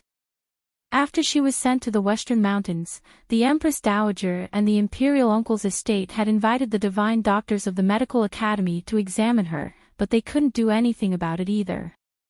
That was a mental illness that no medicine could cure. Perhaps he would be fine the next day, or perhaps he would remain crazy for the rest of his life. She said that she was going to take a look, but once Han Yunxi really went, it was very likely that she would have to guard the Empress in the West Mountain until her mental state recovered. Emperor Tianhui wasn't just trying to get her away from Long Fei's side, but to avenge the Empress and Princess Chongping as well. This move was ruthless and despicable. Han Yunxi didn't answer for a long time. Long Fei's face was cold, and it was obvious that he was angry, but he didn't say anything. The Empress Dowager took Han Yunxi's hand again and said sincerely, "Yunxi, your mother saved my life while you saved the Crown Prince. I'll only be able to set my heart at ease if I hand the Empress over to you." Han Yunxi chuckled in her heart. These words were clearly telling her that things had already been decided and that she had no room to refuse. "Empress Dowager, your Majesty, Qinxia knows how to treat poisons, but not illnesses. I'm afraid that I'm unable to help," Han Yunxi said tactfully. "None of those who know how to treat illnesses can treat them. Perhaps someone like you who doesn't know how to treat illnesses can treat them. This matter has been decided. Imperial Physician Han, report to the Imperial Physician Courtyard tomorrow and discuss things with Imperial Physician Gu over the next few days. You can set out after the Empress Dowager's birthday celebration." Imperial Physician Han, she'd even changed the way she addressed him. Without a doubt, this wasn't a discussion, but an order. Han Yunxi glanced at Long Fei again out of the corner of her eye, only to see his unhappiness written all over his face. Still, he didn't say a word. Han Yunxi thought that this was an imperial edict and an order. Long Fei couldn't help even if he wanted to. What else could he do but accept the order first? This official obeys the imperial edict, Han Yunxi said reluctantly. On one side, Long Tianma clenched his fists. He was about to speak up for Han Yunshi when Qin Wangrong, who'd remained silent the entire time, held him back. Tianma, a lack of forbearance in small matters will spoil great plans, Qin Wangrong said in a low voice. At a time like this, anyone who treated Han Yunshi well would be standing against Emperor Tianhui. Qin Wangrong didn't have any intentions of interfering with the struggle for the throne, but he still favored Long Tianma. Thus, he'd reminded Long Tianma to keep his distance from Han Yunshi on the way back from Medical City. It wouldn't be too late for him to repay her for saving his life after he ascended the throne. When it came to the struggles of the imperial family, it was all about forbearance. She'll definitely suffer hardships this time. Her life might even be in danger. Long Tianma wasn't impatient, but distressed. The West Mountain was a side palace of the imperial family. It was a place where no one would know even if someone died. Even the Duke of Qin can sit still, but you can't. Qin Wangrong reprimanded in a low voice. In other words, what can you do when the Duke of Qin can't do anything? Long Tianma wasn't satisfied, but he still unclenched his fists in resentment in the end. A single family banquet, bestowed with rewards and titles, showed both kindness and power. Emperor Tianhui was perfectly satisfied and ordered servants to bring fine wine. Unfortunately, Long Feiyi didn't give him any face. Muhu, imperial brother, if there's nothing else, we'll take our leave first. Wasn't he like this every time? He came to talk business, then left if there was nothing else. He wouldn't stay a second longer or say a single extra word. The Empress Dowager said seriously, "You've just returned as well, so go back and rest early." Fei, you've been married for so long. It's about time you let your wife's stomach give birth. There's plenty of gossip in and out of the palace. She was about to go to the West Mountain, but he was still bringing that up. Han Yunshi felt unwell all over. It was rare for Long Feiyi to speak, but he took Han Yunshi's hand and walked away. His palms had always been warm, but now they were frighteningly cold. As they walked, Han Yunshi finally realized that Long Feiyi was completely gloomy. He wasn't silent, but sullen. Long Feiyi, the West Mountain, Han Yunshi was about to ask when Long Feiyi took her other hand and wordlessly took off her jade bracelet before tossing it into the well on the side. They hadn't even left the Palace of Heaven and Earth yet, so it wasn't good to throw something away, was it? Long Feiyi, don't you like the Imperial Physician Courtyard's medicine storehouse a lot? Starting tomorrow, you'll be able to go in with a proper reason, Long Feiyi said mildly. When did this guy know she liked the Imperial Physician Courtyard's medicine storehouse?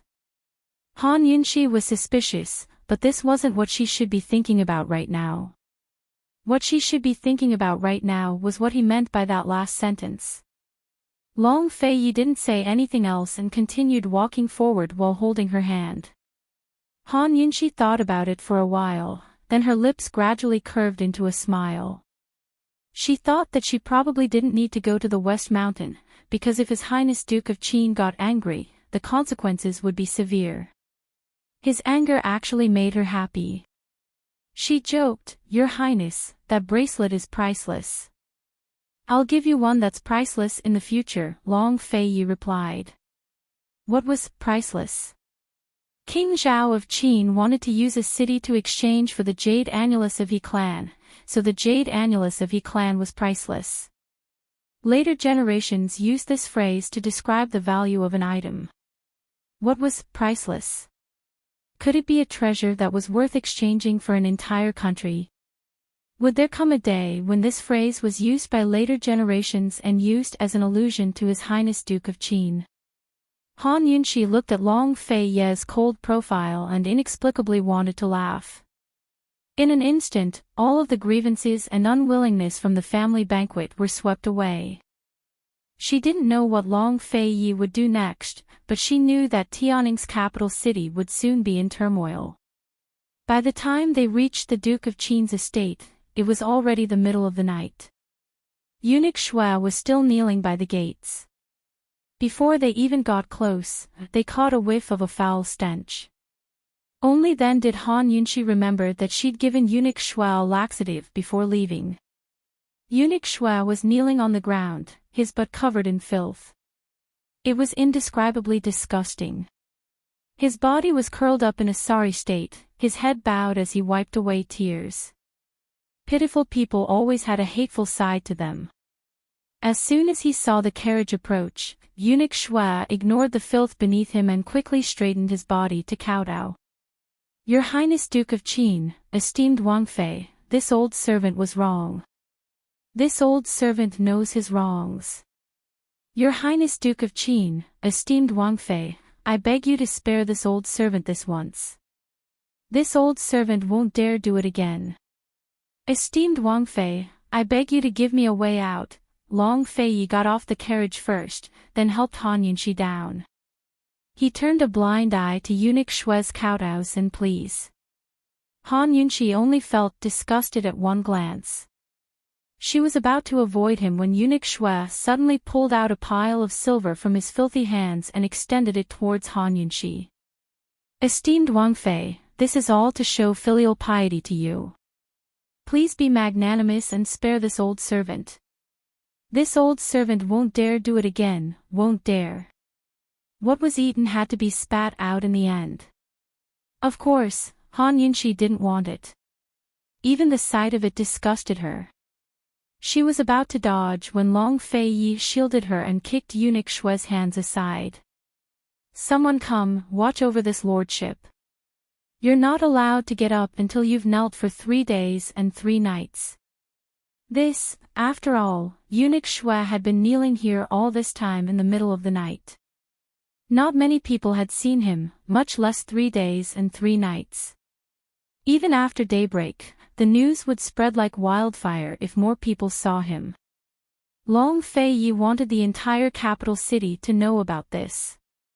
Eunuch Shue was Emperor Tianhui's most popular eunuch. All of the civil and military officials in court had to curry favor with him. Even the 3,000 concubines in the imperial harem had to flatter him. Long Fei Yi wasn't beating a dog without looking at its master, but beating the dog for the sake of its master and the world to see. When she saw the man's cold, stern profile again, Han Yunshi's heart grew fearful. He was really angry. Eunuch Shue's sobs abruptly stopped as he fell to the ground. After serving in the palace for most of his life, he was more sensitive to changes in the political situation than anyone else. He knew he was completely done for. Long Fei Yi held Han Yunshi's hand all the way back to the hibiscus courtyard. He didn't say much, so she didn't ask either. She'd unconsciously gotten used to his taciturn personality. Before they knew it, they'd reached the fork in the corridor again. The left side led to the sleeping quarters, while the right led to the leisurely cloud pavilion. So many times in the past, he'd walked in front while she followed behind. They'd walked together in silence, but tonight was different. They were walking side by side while he held her hand. This time, Long Fei Yi didn't stop walking. Instead, he walked to the right side and personally escorted Han Yunshi to the leisurely cloud pavilion. This was the first time a man had walked her quietly through the silent night to her door. Although they were husband and wife, Han Yunshi felt like she was in love. Rest. Tomorrow, when you go to the Imperial Physician Courtyard, be careful, he said mildly. Han Yunshi nodded seriously. The two of them stared at each other. The silence between them grew even more intense as an ambiguous air stirred in the air.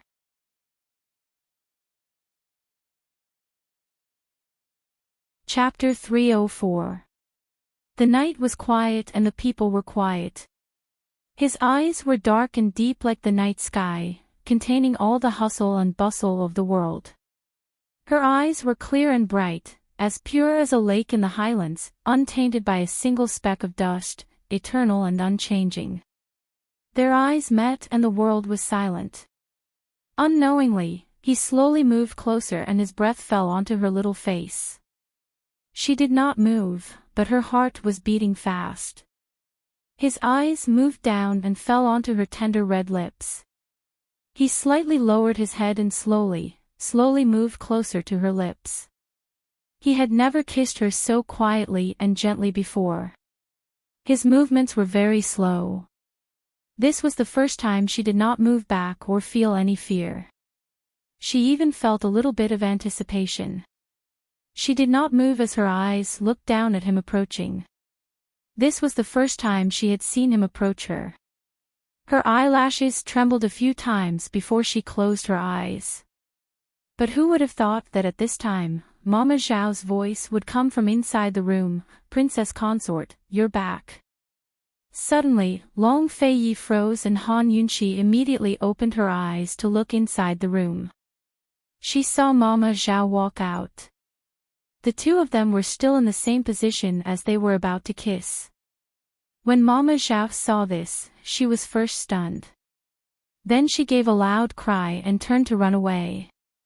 If she had quietly left, then it would have been fine. But with her loud cry, Long Feiyi's reason had already been pulled back. His warm eyes suddenly became calm and he immediately raised his head. Han Yunqi did not move and remained silent. The two of them were silent for a while before Long Feiyi finally spoke, "Rest. I still have to go out. There's something I need to."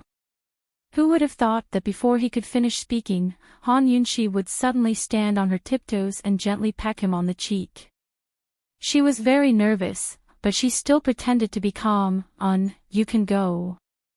She did not wait for him to reply as she turned and ran into the room. Her figure quickly disappeared from his sight. Long Feiyi did not expect this at all. He was stunned for a while before he recovered. Rubbing the side of his face, he couldn't help smiling as he gave a soft laugh. "Woman," he muttered to himself. He felt that it was inconceivable that there would be a day when he would allow a woman to kiss him. Never mind, didn't he already allow this woman to hurt him at close range? Han Yunqi stood in the attic and watched Long Feiyi's figure disappear at the end of the backyard before she withdrew her gaze. Her face was still hot. Thinking about how bold she was just now, she was scared, but she couldn't help but laugh. He laughed at himself and also laughed at Long Feiyi. Love is a risk. If you like someone, then be brave and love them well. Long Feiyi, I really like you. Long Feiyi walked all the way to the back door with a pensive look on his face. His fingers kept stroking the side of his face and didn't let go. By the back door, Chu Shifeng had been waiting for a long time. When he saw Long Feiyi's actions, he only found it strange.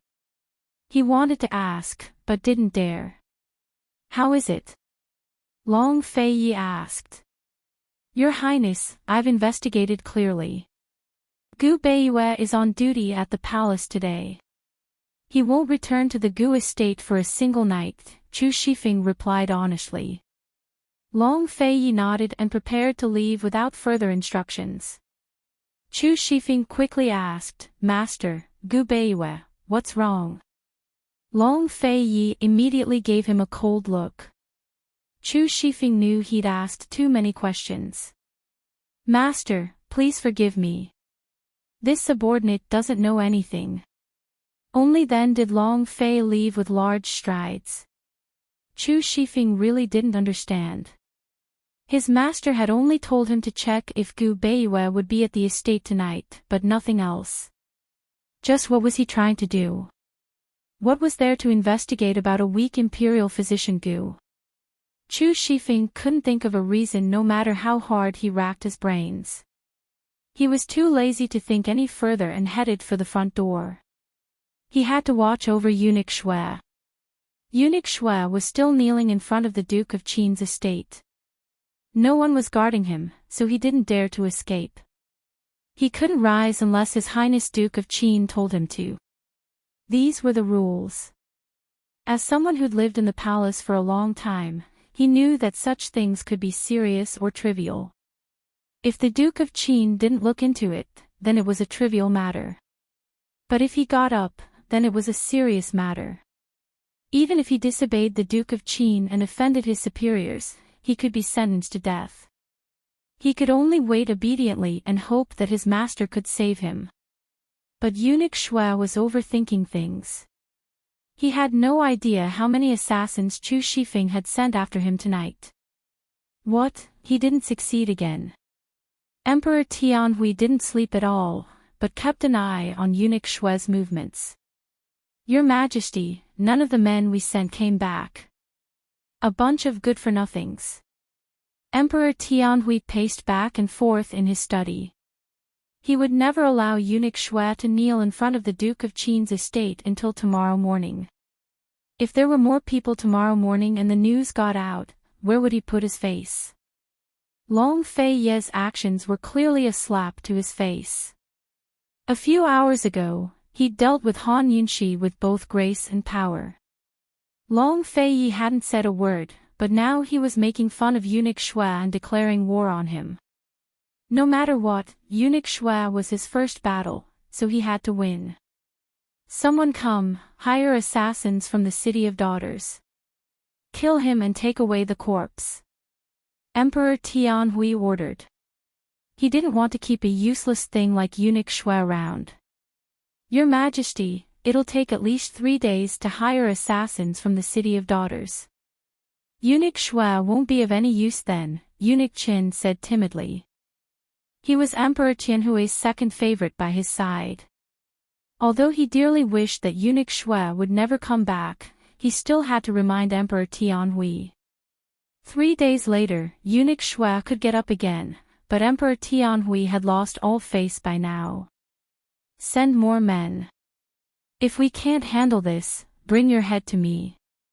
Emperor Tianhui was furious. Just like that, a happy night had turned into a sleepless night. The next day, eunuch Shui was still kneeling in front of the Duke of Qin's gates, safe and sound.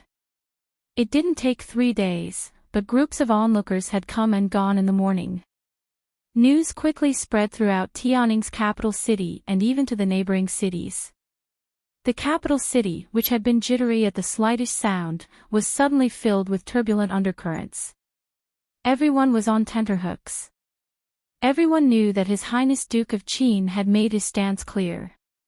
With only 3 days left until the Empress Dowager's birthday, many people were guessing that she'd have a hard time celebrating her birthday this year. Long Fei Yi was really too busy. Han Yunshi guessed that she'd have to wait until the day of the Empress Dowager's birthday to see him again. Grand Concubine Yi was famous for her face, while the Empress Dowager was famous for her fondness for receiving gifts, especially on her birthday.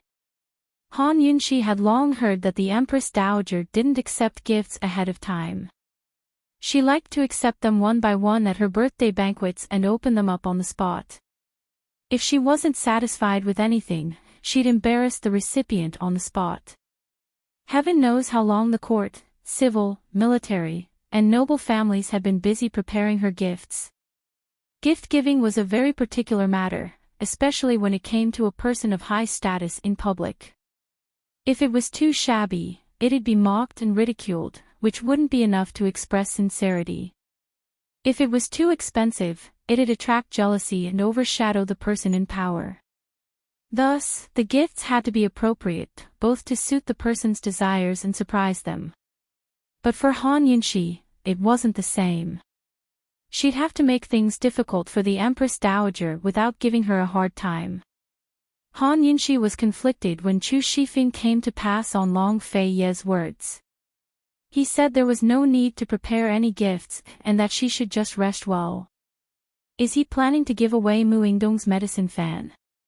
That thing must be the Empress Dowager's favorite. Han Yunshi considered giving it to the Empress Dowager. Perhaps she could even negotiate terms with the Empress Dowager and have the Emperor rescind his orders to exempt her from the trip to the Western Mountains. Is His Highness ready? Han Yunshi asked. This subordinate didn't see His Highness prepare anything, so he probably didn't, Chu Shifeng replied honestly. Han Yunqi nodded thoughtfully. Perhaps Long Fei Yi really was planning to use this chance to protect her with the medicine fan. The medicine fan was a good thing. Her heart ached for it. Han Yunqi was still busy without any gifts. The Empress Dowager's birthday banquet wasn't a small occasion, but the biggest one she'd ever attend after marrying into the Duke of Qin's estate. She was going to represent the mistress of the Duke of Qin's estate and stand alongside Long Fei Yi in front of all the civil and military officials and noble families. Her clothes were very important. Her clothes, hair accessories, jewelry, and makeup couldn't be done carelessly. She couldn't lose face for the Duke of Qin or herself either. Zhao Mama had long prepared multiple sets of custom-made clothes, but Han Yunqi wasn't satisfied with any of them. Tomorrow was the day of the banquet, so there wasn't enough time to order them herself. She might as well go out and buy them herself. In the capital city, there was no need to worry about not finding good things with money. Han Yunqi and Zhao Mama left the house early that morning. Needless to say, they did find quite a few things to their liking after browsing through a few stores. When it was close to noon, the two of them entered a restaurant to eat their fill before going back. Unexpectedly, Han Yunqi had hardly reached the stairs when a chair came crashing down on her head. "Mistress, watch out!" Zhao Mama reacted quickly and pulled Han Yunqi out of the way. The chair landed right next to Han Yunqi's feet and shattered into pieces. Han Yunqi was still in a state of panic. She'd never been this scared even when faced with a group of assassins, but this chair had come too suddenly. "Manager. What's going on? Are we still doing business or not?" Zhao Mama immediately shouted angrily. As soon as she finished speaking, the sounds of fighting came from upstairs. Soon enough, a group of people ran down the stairs like they were running for their lives. "They're fighting. It's too scary. Then they're two tigresses. Tisk tsk, you can't judge a book by its cover. Hurry up and leave." Two women were fighting upstairs. How unlucky. "Zhao Mama, let's go to another restaurant." Han Yunqi was too lazy to pursue the matter. She was about to leave with Zhao Mama when they heard a familiar voice from upstairs. "This lady doesn't care who you are. If you don't apologize today, don't even think about leaving." Han Yunqi halted her steps. "Mu Ling er." She recognized the sweet voice as soon as she heard it. It had to be Mu Ling er. This girl hasn't left yet. Who's she fighting with? Soon enough, another voice came down the stairs. "Damned girl, listen up. This lady is Chu Qingge from Western Zhou's Chu clan. Don't die without knowing who killed you." Chu Qingge. Han Yunqi licked her lips in amusement as she smiled. Enemies were destined to meet on a narrow path. For the readers, Little Poison Consort's little drama 2 is out. Add Momo's WeChat and reply with 2 to see it.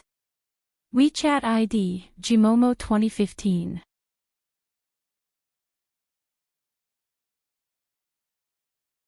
Chapter 305. All of the customers on the second floor had fled. Tables and chairs were strewn all over the floor, leaving a mess everywhere. Mu Ling was dressed in violet robes, a flexible sword in her hand as she stood on a chair. Her long, shapely eyebrows were furrowed and her phoenix eyes were round. Anger was written all over her face. Chu Qingge sat on a table, dressed in pure white robes as she admired herself. Her almond-shaped eyes were filled with disdain. "Apologize right now," Mu Ling said sternly again. Chu Qingge gave a cold snort and glanced at the little beggar curled up in a corner. "Go ask her if she's worthy of this young lady's apology first." The little beggar in the corner was a 7 or 8-year-old girl with unkempt hair and a dirty face. Her clothes were torn and tattered, and a bright red handprint was left on the side of her face. It was a ghastly sight. She was crouched on the ground as she stared at Chu Chinga and Mu Ling. Her large eyes were filled with fear as she trembled from head to toe. Because she'd been begging Chu Chinga, she'd accidentally touched a corner of the girl's robes and been slapped hard on the face, sending her crashing into a corner. The older sister in violet robes had been next door to the white-robed woman. She immediately rose to her feet and kicked a chair at the white-robed woman, cursing, "You even hit a child. You vicious woman." The white-robed woman kicked the chair downstairs and replied, "Meddling in other people's business." Thus, the two of them began to fight. "Why can't you bear the responsibility? Who do you think you are? What the fuck is your Western Zhou's Chu clan? Even if you're a member of Western Zhou's imperial family, you still have to apologize before you can leave." Mu Ling was so angry that she even cursed. She hated it when people bullied children and the elderly. "Damned girl, you better watch your mouth." Chu Chinga was furious as well. But Mu Linger simply raised her chin and cursed word by word. "Your mother. Your mother. Slut." Chu Chinga had never cursed in her life, much less been cursed at. She was so angry that she felt unwell all over. She hadn't brought her bow today, or else she'd shoot an arrow through this damned girl's mouth. "Shut up. What a vulgar girl. You have no manners at all." She slammed the table and stood up. She picked up a broken chair and kicked it towards Mu Linger. "What is upbringing? Is it edible?" Mu Linger nimbly dodged aside. Although she was filled with rage, she wasn't stupid.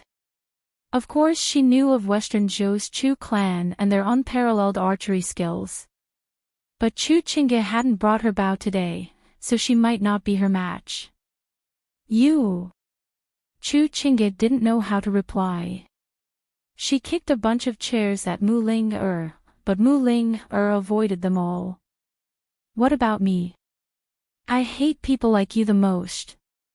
Talking to me about upbringing." She made it sound like she was very cultured. "Do you have any manners?" Mu Linger asked angrily. Would a well-educated woman slap a little beggar just because he touched her clothes? True upbringing wasn't just for show. "This young lady's upbringing isn't your..." Before Chu Chinga could finish, Mu Linger cut her off. "Why don't you squat on the side and pee yourself in the mirror? You're pretending to be noble and virtuous, but your heart is filthy, and lowly. Even the prostitutes in the brothel are more likable than you. No matter how I look at you, all I can see is disgust." Chu Chinga could only gape at the curses. The filthy words made her feel like her ears were dirty. She was so angry that she wanted to go crazy. She slapped Mu Linger and cried, "Slut. This young lady wants you to live a life worse than death." Without a bow, she and this damned girl were evenly matched, but she could use poisons. If she didn't teach this little slut a lesson today, she wouldn't be called Chu Chinga. TSK, even a well-educated young lady knows how to use the word slut. Do you know what slut looks like? Just like you. Mu Linger didn't even bother to sneer. She didn't dodge, but attacked with her flexible sword. "I'm going to tear your mouth to shreds." Chu Chinga exploded with rage. She sent out multiple palms in a row, not aiming to hit Mu Linger, but to poison her. Palm after palm, the wind from each of her palms dispersed the poison powder into the air. Who would have thought that at this moment, a golden needle would suddenly fly over from the right, quickly passing between the two of them? For some unknown reason, the surroundings were immediately filled with a faint fragrance. Mu Linger and Chu Chinga stopped at the same time and turned to see a woman sitting on one side. "Han Yunxi," the two of them exclaimed at the same time, surprised.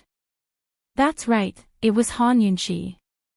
She told Zhao Mama to go back first while she snuck up to watch.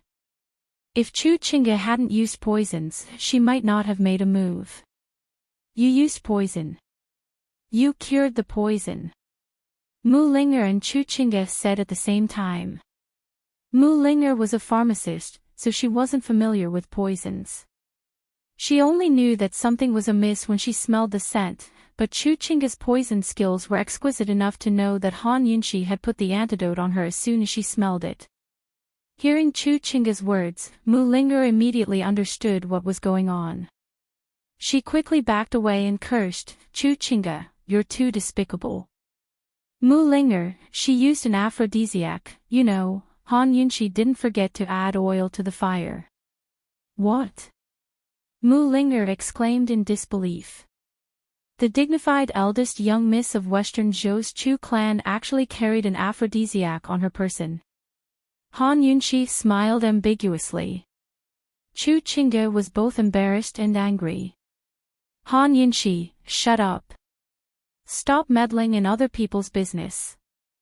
Han Yunxi calmly stood up and asked coldly, who kicked the chair down the stairs just then. Seeing her like this, Chu Chinga hastened to reply, "It didn't hurt you." As soon as she spoke, Han Yunxi knew what was going on. You scared me. This Wang Fei has never been able to take scares. Chu Chinga knew that she was at a disadvantage in Tianing without any weapons, but she wasn't afraid. Then what do you want to do? She asked. Han Yunxi glanced at Mu Linger before calmly sitting back down. You two continue first. I'll tell you when you're done. Then you wait well. Chu Chinga said meaningfully. At this moment, Mu Linger suddenly attacked with a sword. Chu Chinga couldn't dodge in time and lost half her sleeve, the blade scraping her skin. You sneak attacked me. She raged. You're the one who did the sneak attack. Mu Linger was already mad with rage over the aphrodisiac. She didn't even care if Chu Chinga would continue to poison her.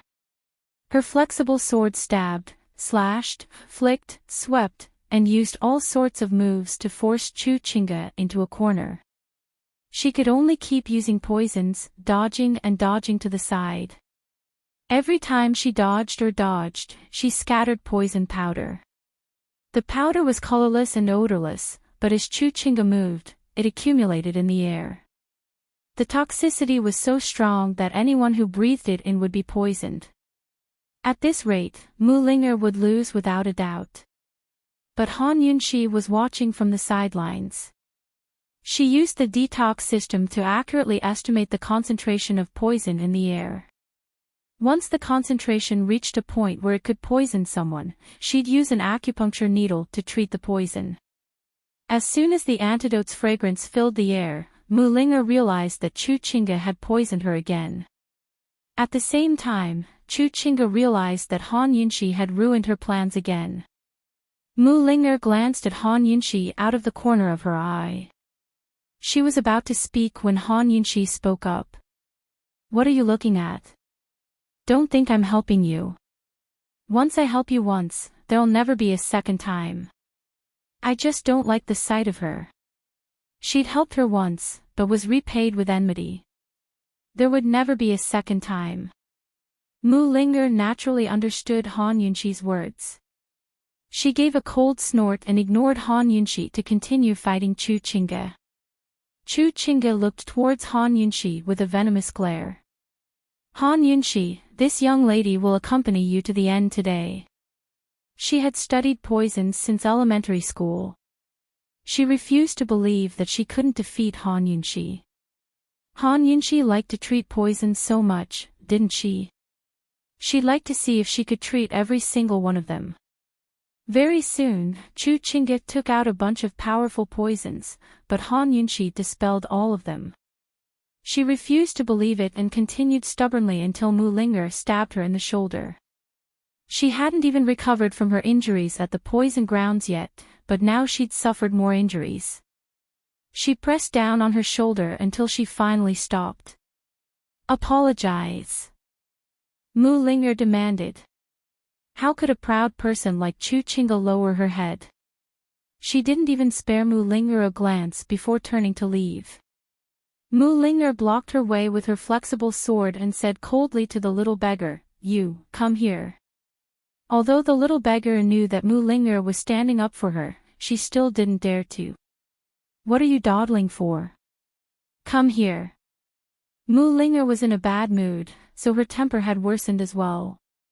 Frightened, the little beggar didn't walk over, but hid behind Han Yunxi instead. Mu Linger grew angry. "What are you afraid of? Come here." At this moment, Chu Chinga suddenly shoved Mu Linger aside. "She doesn't appreciate your kindness. Who told you to meddle in other people's business? Get out of the way." That's right, Mu Linger suddenly stiffened as she felt her entire body turn numb. She couldn't move. Chu Chinga looked towards Han Yunxi and snorted disdainfully. Without a doubt, her poison had succeeded. She swaggered off, but Han Yunxi suddenly shot out a needle from the teardrop rain pear blossom hidden in her sleeve. It swept past Chu Chinga's nose like a hot knife through butter and embedded itself in the wall beside her. Frightened, Chu Chinga hastily touched her nose to make sure it was still there before she relaxed.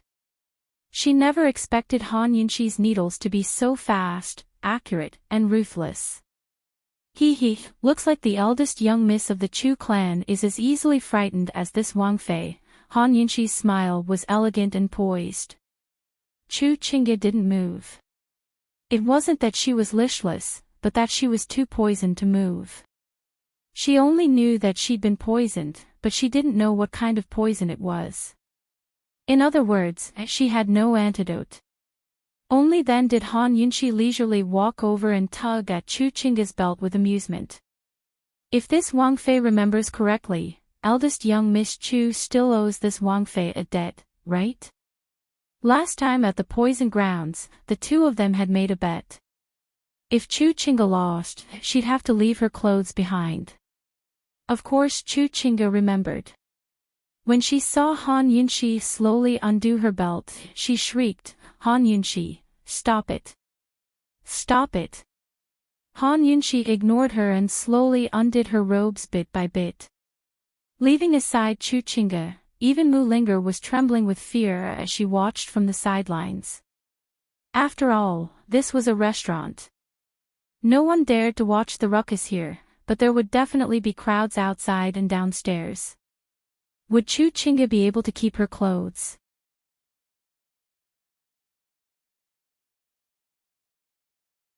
Chapter 306. Han Yunxi, stop. I'm warning you, if you don't let go, you'll have to bear the consequences. Han Yunxi, do you hear me? Stop. Chu Chinga was still wasting her breath on Han Yunxi even after she'd offended her. Han Yunxi's lips quirked up into a wicked smile as she leisurely tugged at her sash. Soon enough, the ribbon was completely undone with a flick of the bow, revealing her white undergarments. "Ah!" Chu Chinga immediately shrieked. The Chu clan's upbringing was conservative, so how could a proud girl like her stand such a thing? Soon enough, her eyes were wet with tears. Han Yunxi was truly wicked. Seeing the girl on the verge of tears, she smiled even more innocently and pretended to keep going. Now Chu Chinga was truly afraid. She quickly begged, "Han Yunxi, I'm begging you. I'm begging you to let me go. Han Yunxi, I was wrong about the poison grounds. Just let me go." Chu Chinga was scared to death. She was so scared that she dropped all her pride and admitted defeat to Han Yunxi. After all, this was Tianning's capital city. She and Duanmu Bei were here as representatives of Western Zhou to celebrate the birthday.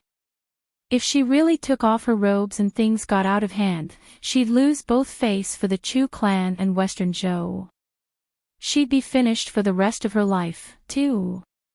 The cold beauty was already begging for mercy, so how could Han Yunxi have the nerve to keep going? She smiled and personally tied Chu Chinga's robes before patting her. "What's there to be nervous about? I was just joking. Did eldest Miss Chu take it seriously? Do I look like such a despicable person? All right, Han Yunxi wasn't such a saint. She simply had her misgivings. After all, Chu Qingge had come to Tianning as an external envoy. If she made a big fuss, wouldn't Emperor Tianhui use her as a pigtail? She hadn't even dealt with the matters of Western Mountain yet, so she couldn't leave her pigtail for others to catch. Moreover, her bet with Chu Qingge was related to the matter of the poison grounds. If she angered this woman enough to expose the matter, wouldn't she offend Medical City again? Han Yunxi was not a person who would act on impulse. She knew her limits. Moreover, there was still Mu Ling on the side. That girl wasn't to be trifled with. If she was given a chance, she might even torture Chu Qingge to death. Chu Qingge was still panicking, her face ashen. When she saw that Han Yunxi had really stopped, her heart finally settled back into her chest. How could she be willing to accept this? Proud people hated people who stepped on their pride the most. If it was said that she was jealous of Han Yunxi before, then now it had been upgraded to resentment. She didn't dare to show it on the spot, but she secretly swore that if she didn't get her revenge, her surname wouldn't be Chu. Mu Linger's heart was trembling with fear as she watched. She was completely engrossed in the fight, but when she saw that Han Yunxi wasn't doing anything, she lost all interest. If I could move right now, I'd slap Chu Qingge a few times. Child, come here, Han Yunxi gently beckoned to the little beggar girl on the side. The little beggar girl immediately ran over and looked at Han Yunxi, her large eyes shining with gratitude. Mu Ling's face grew heavy at the sight. She was the one fighting for the little beggar girl's sake, while Han Yunxi was only seizing the chance to get revenge. Han Yunxi handed a pill to the little beggar girl with a smile. Although they've been poisoned with different poisons, this pill can treat all of them. There's only one, so you can decide who you want to give it to. Han Yunxi's words made Chu Qingge's eyes widen. Han Yunxi, you. The little beggar girl would definitely save Mu Ling. Wouldn't Mu Ling tear her apart in the next hour? Mu Ling was very surprised. She looked straight at Han Yunxi, just as Han Yunxi looked back. The two of them stared at each other for a while before averting their eyes. Han Yunxi rubbed the little beggar girl's head and teased, "I'm leaving. You don't have to give the antidote to anyone either. This was just a joke." How could that be possible? The little girl wasn't an idiot. Seeing Han Yunxi descend the stairs, Chu Qingge cried out, "Han Yunxi, come back. You can't be like this. Come back." The little beggar girl immediately moved a stool to stand by Mu Ling's side and fed Mu Ling the antidote. "Big sis, thank you. My name is Su Xiaoyu." That was all she said. She didn't care whether Mu Ling would keep asking Chu Qingge to apologize or not, but jumped off the stool to chase after Han Yunxi. Now only Mu Ling and Chu Qingge were left on the second floor. Mu Ling's body was recovering, so it wouldn't be long before she could move again. Seeing Mu Ling walk in front of her, Chu Qingge's heart pounded. "What are you planning to do?" Mu Ling was a person who drew a clear line between her likes and dislikes. If she liked someone, she'd have no limits. If she didn't like someone, she'd be resolute. "What do you think I'm planning to do?" she asked seriously. "I'm warning you, if you dare." Before Chu Qingge could finish, Mu Ling slapped her across the face with a resounding slap. Just like the slap Chu Qingge had left on Su Xiaoyu's face, 5 blood-red fingerprints were clearly visible. It was a ghastly sight. "You don't have to apologize now. Aren't you happy?" Rather than make her apologize, she might as well slap her back. Chu Qingge only felt the side of her face burning as if it was about to burst into flames. But this was nothing compared to the fire burning in her heart, which had long been ignited. "Damned girl, tell me your name if you have the guts," she raged.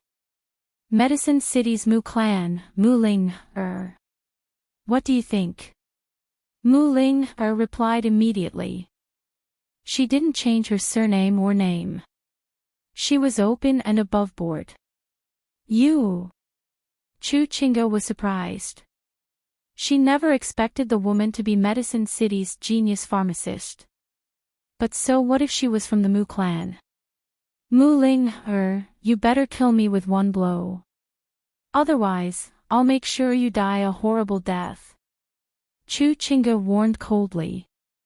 This was the first time in her life that a woman had hit her, much less in the face. "Do you think I don't dare?" Mu Ling, retorted loudly. Han Yunxi didn't act on impulse, but this girl was absolutely impulsive. She couldn't hold back her words or hold back her anger.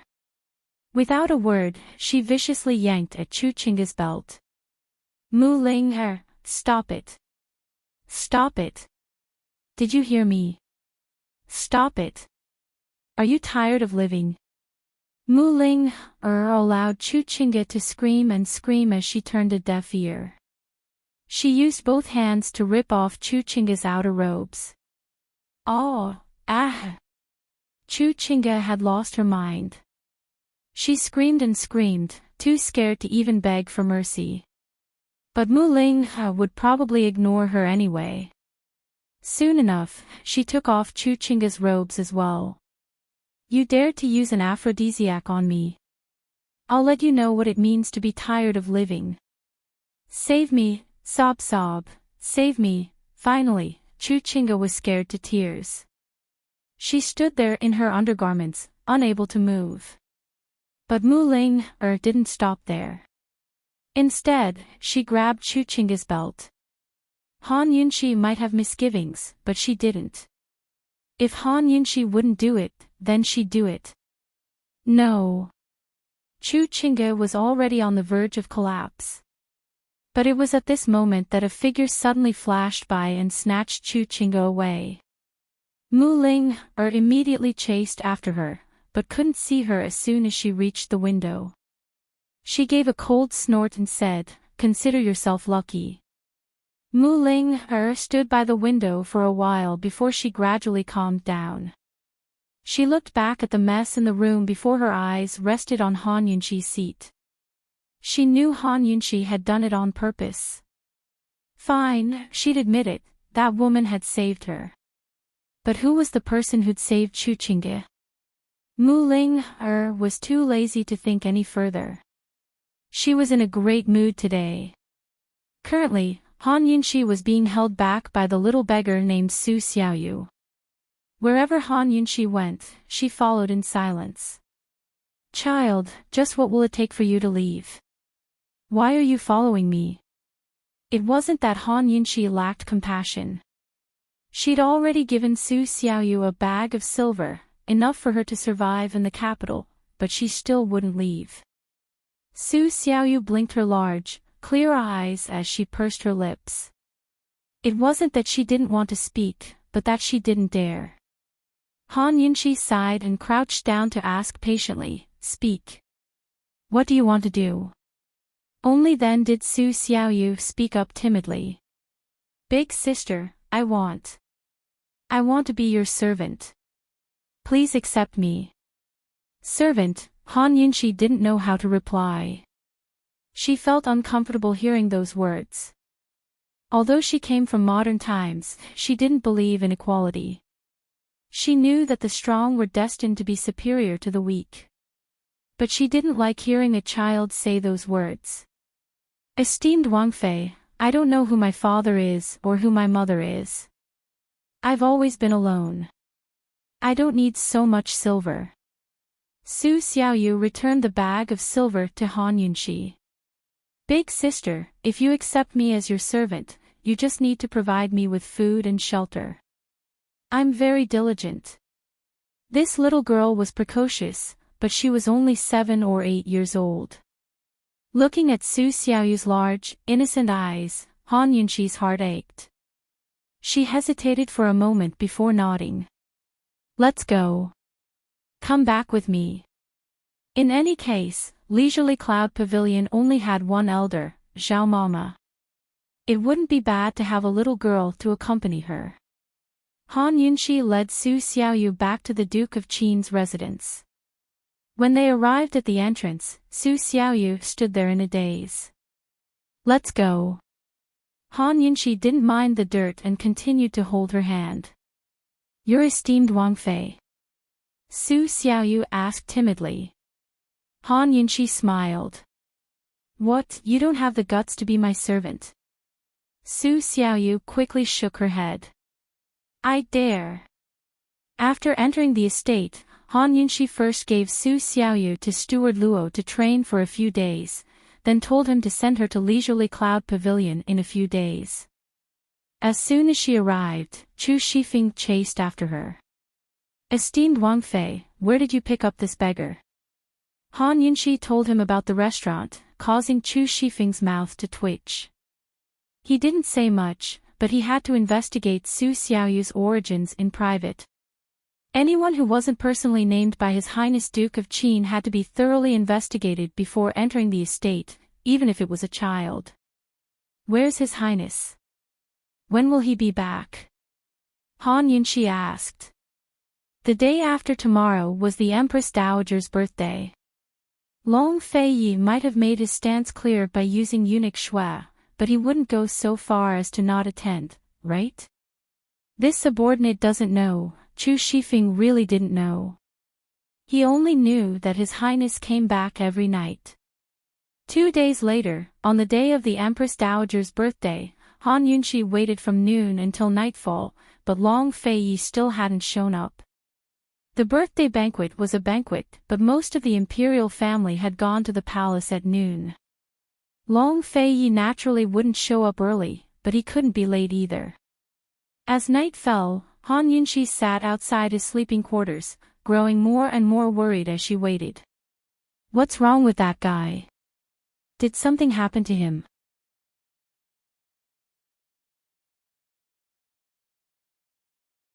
Chapter 307.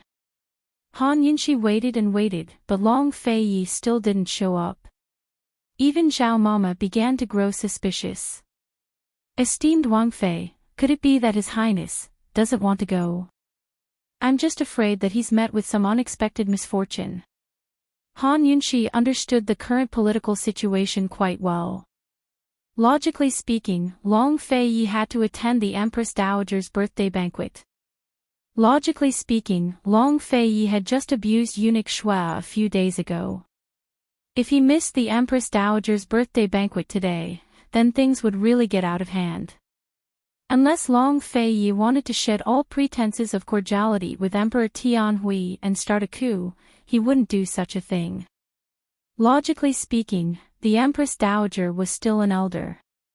Everyone was amiable on the surface, but Long Fei Yi was a junior. Their marriage had been arranged by the Empress Dowager, so it was impossible for him to miss the banquet without reason. Moreover, since Grand Concubine Yi wasn't going, Long Fei Yi had to show his face at least. Esteemed Wang Fei worries too much. What could happen to His Highness? Let's go, we should hurry and change our clothes and put on makeup. Perhaps His Highness is already on his way back. Zhao Mama was still very confident in her mistress. There were only 2 more hours before the banquet began, so Han Yunxi really did need to go make preparations. Unexpectedly, Long Fei Yi arrived before Han Yunxi even entered the Leisurely Cloud Pavilion. He usually liked to wear black, and when he was free, he would stay in the residence and not go out. Most of the time, he would wear white. Tonight he was going to attend the birthday banquet, so he was dressed in purple robes without much adornment. Still, it was this color that set off his innate elegance and nobility, as well as his acquired dignity, that made it hard for anyone to tear their eyes away. Han Yunxi turned to look at him and couldn't help but stare blankly again. In fact, Han Yunxi was not infatuated at all. She didn't even bother to look at Gu's devastatingly beautiful face. Perhaps Long Fei Yi was her unavoidable calamity.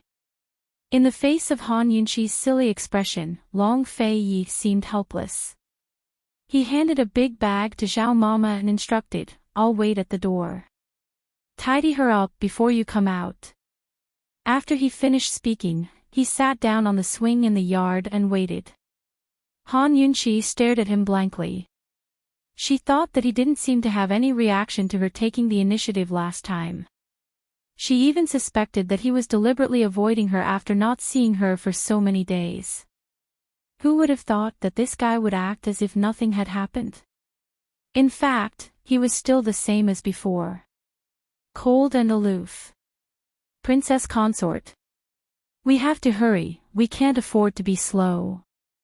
Granny Zhao gave her a gentle push before she came back to her senses.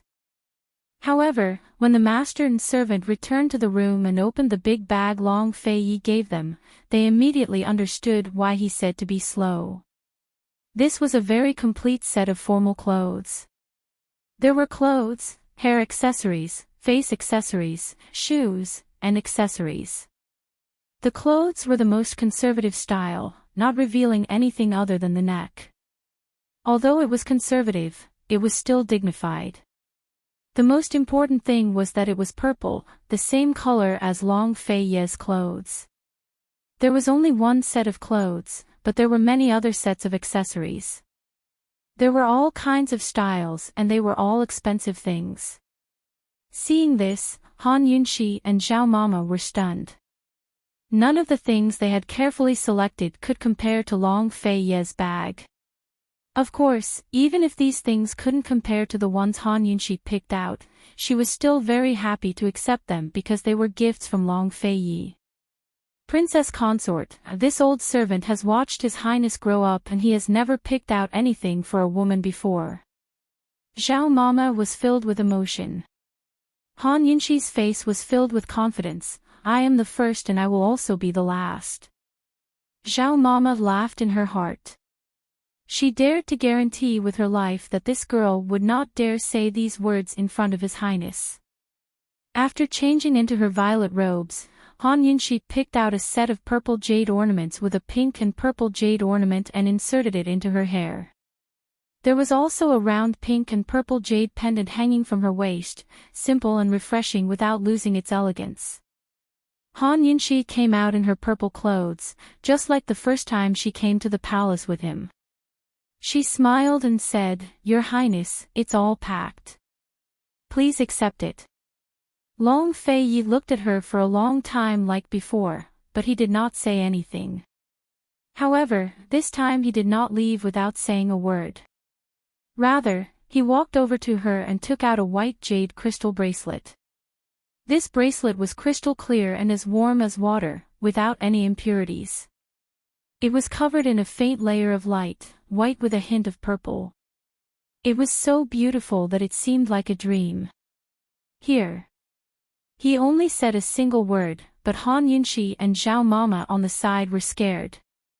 This was a jade crystal stone. Jade crystal was one of the rarest stones in Cloud Realm continent. It was more valuable than gold, jadeite, or night luminescent pearls. Among them, this kind of white jade crystal with a hint of purple was the most valuable. The largest piece of white jade crystal ever found was only the size of a thumb. It had been made into a ring and worn on the hands of the Northern Dynasty's emperors. Legend had it that if a dead person held a piece of jade crystal in their mouth, it would prevent their bones from rotting away like a living person. Where did Long Fei Yi find such a large piece of jade crystal? It was enough to make a bracelet without a single flaw. If it wasn't valuable, then there would be no justice in the country. Could it be that he's been busy for the past few days because of this bracelet? Seeing Han Yunqi in a daze, Long Fei Yi took her hand and personally put it on her left hand. Was this for her? Her first gift. Han Yunqi assumed that Long Fei Yi would say something, but he didn't. He simply led her away without even asking about the medicine fan. That's it. He gave her a jade bracelet worth as much as an entire country with a single give. That was his personality. But she had to bring up the matter of the medicine fan, right? She had seriously told Zhao Mama to bring it with her. After thinking over the matter of the West Mountain, the only way left was to use the medicine fan to negotiate with the Empress Dowager. On the way, Han Yunxi couldn't help but say, "I brought the medicine fan with me." Long Fei Yi only replied, There's a lot of people in the palace tonight, so it'll be useful if you bring it along. Bring it to fan yourself." So he didn't have any designs on the medicine fan. Han Yunxi grew curious. This guy told her not to worry, but she'd like to see how he planned to deal with the West Mountain matter. By the time Han Yunxi and Long Fei Yi reached the Empress Dowager's birthday banquet hall, the banquet had already begun. Everyone was rising to their feet with Emperor Tianhui and singing their congratulations to the Empress Dowager. That's right, they were late. When the eunuchs at the entrance saw Long Fei Yi and Han Yunxi walk in hand, then saw the crowd singing their congratulations, they didn't know whether to announce their arrival or not. Zhao Mama strode forward and called out, "Your Highness Duke of Qin, Qin Wangfei has arrived." Her loud voice actually drowned out the rest of the voices in the hall, causing everyone to stop. Inside the hall, the Empress Dowager and Emperor Tianhui were seated in the highest seats in the north. 3 rows of seats on the east and west sides of the hall were filled with members of the imperial family, aristocratic families, and civil and military officials according to their ranks. The hall was packed to the brim. At this moment, all 100 or so people were looking towards the entrance. "Your Highness Duke of Qin, you really came at the right time." Under the gazes of the crowd, Long Fei Yi walked in hand with Han Yunxi. For some reason, the musicians suddenly stopped, leaving the hall so silent that even a pin drop could be heard. Long Fei Yi's purple robes were noble and regal, while Han Yunxi's was dignified. One was handsome to the skies, while the other was beautiful enough to topple cities. The two of them walked hand in hand on the red carpet like a perfect match. More than half of the women present saw them with red eyes and stifled hearts. Those who didn't wear purple all regretted it, while those who did were itching to rush over and stand by His Highness Duke of Qin's side. Han Yunxi, Han Yunxi. Why is it that you're the only one in the world who has the honor of standing shoulder to shoulder with the Duke of Qin in purple? But we can't even get a glimpse of the Duke of Qin. The women's attention was all on Han Yunxi, but the men were more concerned with the fact that they were late. Emperor Tianhui and His Highness Duke of Qin had long been embroiled in a storm before the banquet. Who knew that His Highness Duke of Qin would be late? Just what was going on? What was he hinting at? Was His Highness Duke of Qin really here today to offer his congratulations? After bowing, Long Fei Yi said, "Musicians, please continue." Only then did everyone remember that they hadn't finished singing their greetings. They didn't know if the musicians would run into misfortune after the banquet, but if they didn't hurry to smooth things over, Emperor Tianhui would probably kill them on the spot. As the music began, Long Fei Yi and Han Yunxi moved to stand on Emperor Tianhui's right. Han Yunxi saw that Long Fei Yi hadn't opened his mouth, so she naturally shut her mouth. Suddenly, Han Yunxi felt a faint killing intent and looked towards the foreign guests. She saw Chu Qingge sitting between Duanmu Bei and Chu Tianyin, glaring at her with hatred. Han Yunxi magnanimously returned a small smile, but it only angered Chu Qingge so much that her face turned black. She unconsciously bit her lip and even forgot to sing her greetings. This wasn't only seen by Mu Ling, but also by the Empress Dowager. Han Yunxi inadvertently glanced towards Mu Ling, who immediately averted her gaze and pretended not to see a thing. With Han Yunxi and Duanmu Bei's interference, who would be in the mood to continue singing their greetings? Amidst the music, everyone was preoccupied with their own thoughts. Most of them were still staring at the pair, but Long Fei Yi was as cold as ever, while Han Yunxi was as calm as ever. Once the greetings were over and everyone was seated, Emperor Tianhui couldn't wait to strike back at Long Fei Yi. Someone come, bring out Jin's 6 jugs of drunken flower wine. His Highness Duke of Qin and Qin Wangfei arrived late, punished them with 3 jugs each to apologize to the Empress Dowager. Emperor Tianhui was still brooding over the matter of eunuch Shui. Leaving aside the fact that Long Fei Yi had made a mistake tonight, even if he hadn't, Emperor Tianhui would still find a chance to suppress Long Fei Yi's arrogance in front of the imperial clan, nobles, and civil and military officials. The Empress Dowager sat calmly on the ground, her face full of benevolence and kindness. She had no intention of saying no need. After all, the drunken flower wine had the word drunken in it, making it easy to get drunk. Even the best drinkers would get drunk after 3 jugs. Perhaps Long Fei Yi could hold out, but what about Han Yunxi? Han Yunxi had competed in drinking at the plum blossom meet, but the plum blossom wine she won was far inferior to this drunken flower wine. This was Emperor Tianhui's way of deliberately making things difficult for them. Everyone assumed that Long Fei Yi would refuse, but he didn't. He only said, "I'll drink Han Yunxi's in her place."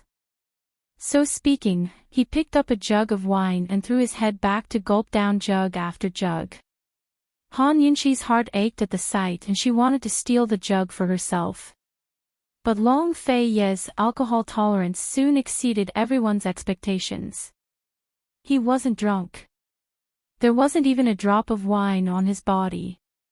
He was completely sober. Many thanks to Imperial Brother for the wine. Emperor Tianhui was in a bad mood. He put on a fake smile and was about to continue when the Empress Dowager stopped him.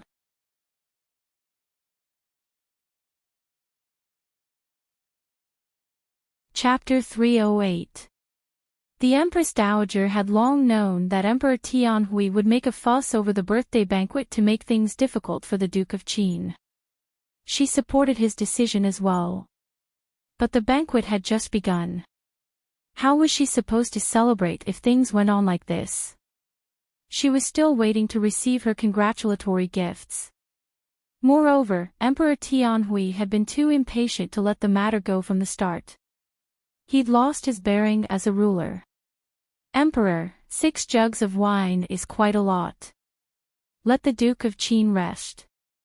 If Grand Concubine Yi sees this, she'll feel distressed. The Empress Dowager's benevolent expression made those who didn't know better think she doted on Long Fei Yi. Emperor Tianhui calmed down and realized that he'd been too impatient and lost his bearing. He smiled and said, "Muhu is just biased. Aken never said the Duke of Qin should keep drinking. 6 jugs of wine as punishment. Zhen has a good reason to send out troops." Emperor Tianhui purposely emphasized the words, "a good reason to send out troops." 6 jugs of drunken flower wine wasn't enough to make Long Fei Yi drunk. He had even prepared more ruthless moves to play with. This time, he wasn't here to celebrate the Empress Dowager's birthday, but to use this chance to crush Long Fei Yi in front of all of Tianning's power and Western Zhou's crown prince. He wanted the world to know that Tianning's imperial power wasn't to be challenged. Even Long Fei Yi had to submit to him. Eunuch Shui's matter was nothing more than Long Fei Yi's one-sided show of force.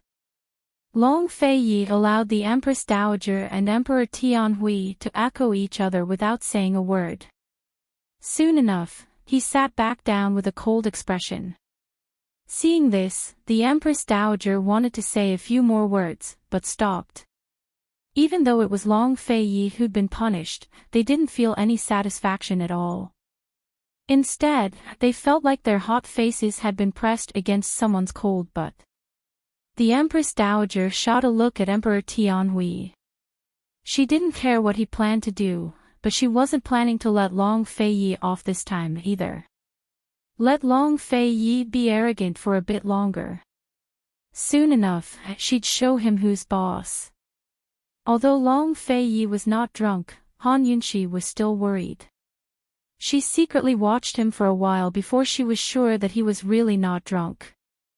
She couldn't help but guess how good this guy's alcohol tolerance was. Had he ever been drunk in his life? What was it like to be drunk? After the congratulatory words were sung, the solemn ceremonial music turned into festive and lively music. Singers and dancers went on stage, and the hall became lively all of a sudden. At this time, the birthday celebration officially began. The first person to attend was naturally the Emperor. The Empress Dowager naturally looked forward to the gift from her son the most. At this moment, she was waiting with a smile. It was rare for her to smile so sincerely.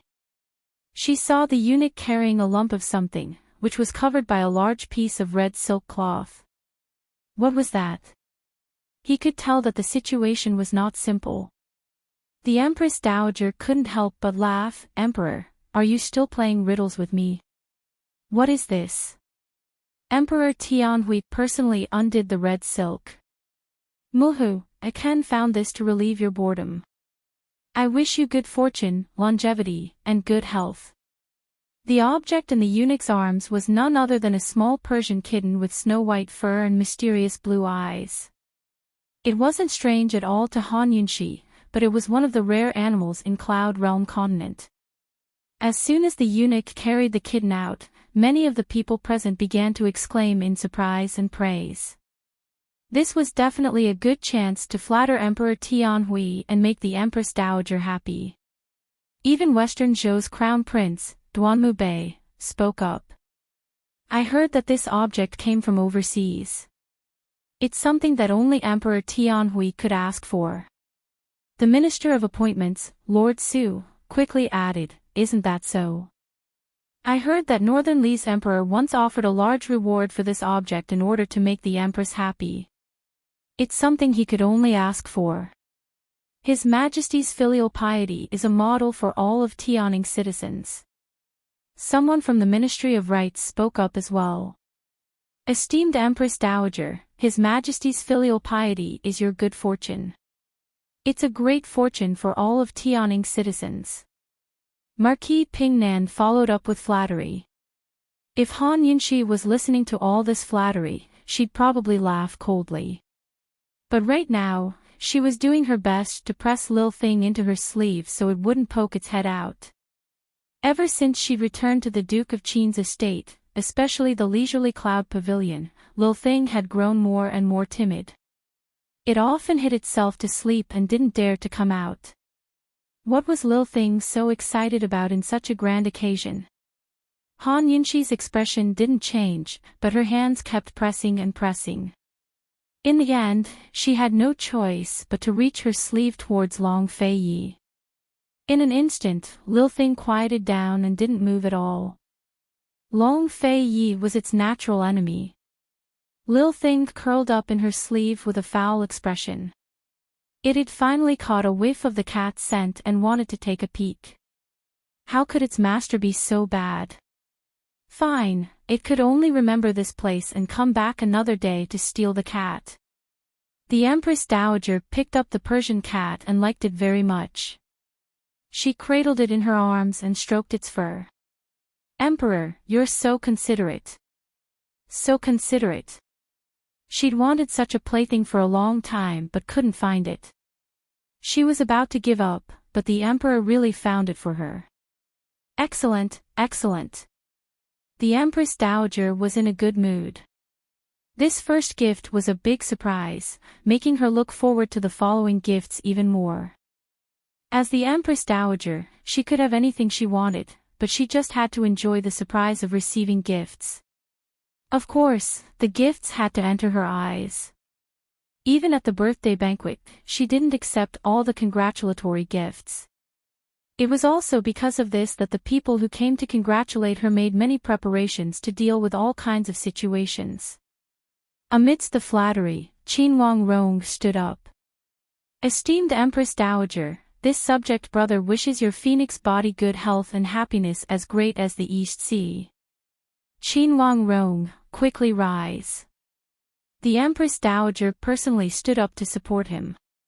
Qin Wang Rong was the previous emperor's good brother and had doubts about the Duke of Qin's background. Between the emperor and the Duke of Qin, he had to choose the emperor. However, the Empress Dowager hoped that he could support the crown prince. Qin Wang Rong presented a brocade box and said with a smile, "To express my sincerity, I wish esteemed Empress Dowager good health and happiness as great as the East Sea." The Empress Dowager opened the box and saw a large luminous pearl inside. She needed both hands to hold it. Everyone was stunned at the sight. Luminous pearls were already rare objects, much less such a large one. The Empress Dowager was extremely satisfied. She held it in her hands and exclaimed in surprise, "Warm as jade, bright as the moon, and as nimble as water. This is the head of all luminous pearls."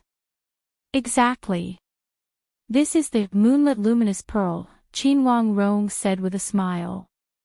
Hearing this, the Empress Dowager was even happier.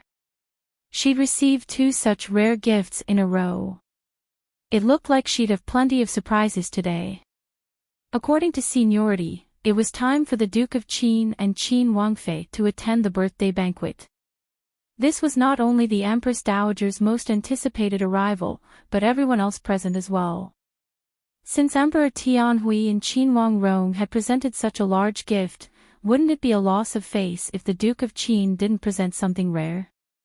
His Highness Duke of Qin had always been generous with his gifts. What kind of treasure would he bring out this time? Judging from the current situation and Emperor Tianhui's attitude, the Empress Dowager wouldn't let them off so easily even if His Highness Duke of Qin did. Here comes the show. Qin Wang Rong hadn't even sat down before everyone's gazes rested on Long Fei Yi and Han Yunxi. Han Yunxi's mouth twitched. Actually, she had no idea what the Long Fei Yi would present. She assumed it was the medicine fan, but he told her to fan herself instead. Seeing the Empress Dowager's expectant gaze, Han Yunxi really wanted to take out the medicine fan to fan herself and show off. She was hesitating over whether or not to take it out when Long Fei Yi stood up. She quickly rose to her feet as well. Was he going to present a gift? Unexpectedly, Long Fei Yi personally poured 2 cups of wine, one for himself and one for Han Yunxi. What was this? May the Empress Dowager's phoenix body be in good health. This was Long Fei Yi's toast. He raised his cup in a toast and drained it in one gulp, then he sat back down. There were only words of congratulations, but no gift. For a moment, silence fell upon the scene.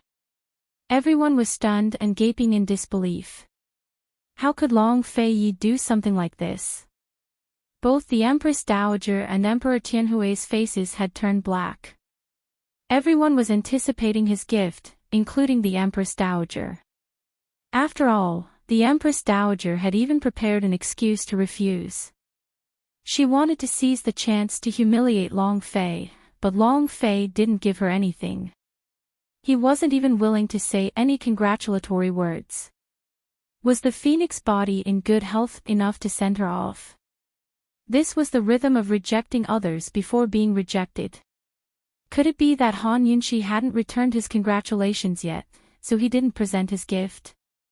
Han Yunxi had become the hope of many people.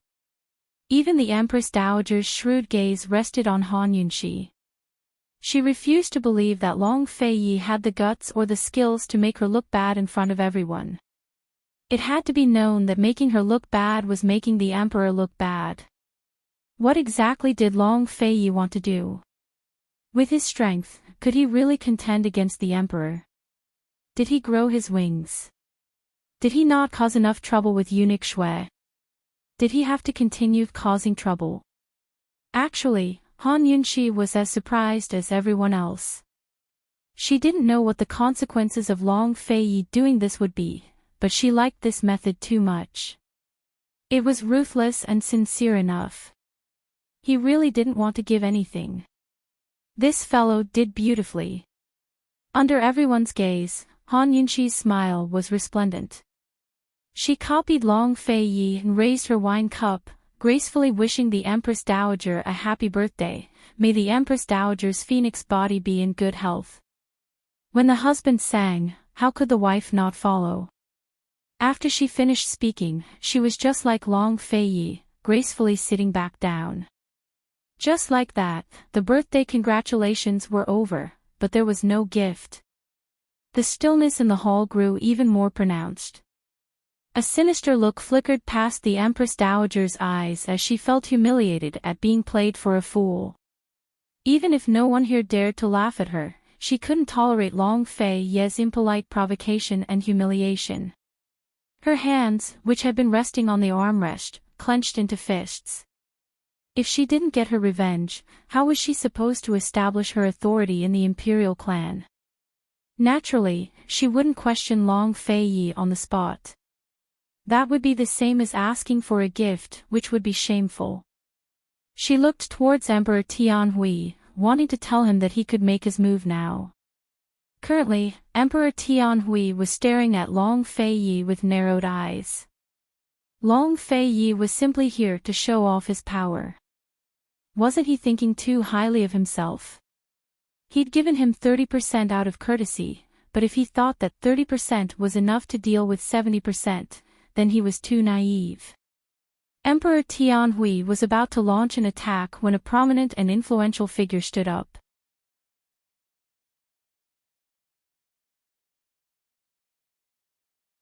Chapter 309. Such a grand birthday banquet was filled with prominent and influential figures, but the one who stood up right now was definitely the most special of them all. In Tianning, nobles didn't participate in politics. Those who did weren't nobles, but this man was both a noble and an influential general. His name was Bailey Yuanlong, born of Tianning's largest noble family, the Bailey clan. He was nearing 50 years of age and was a great general who commanded Tianning's navy.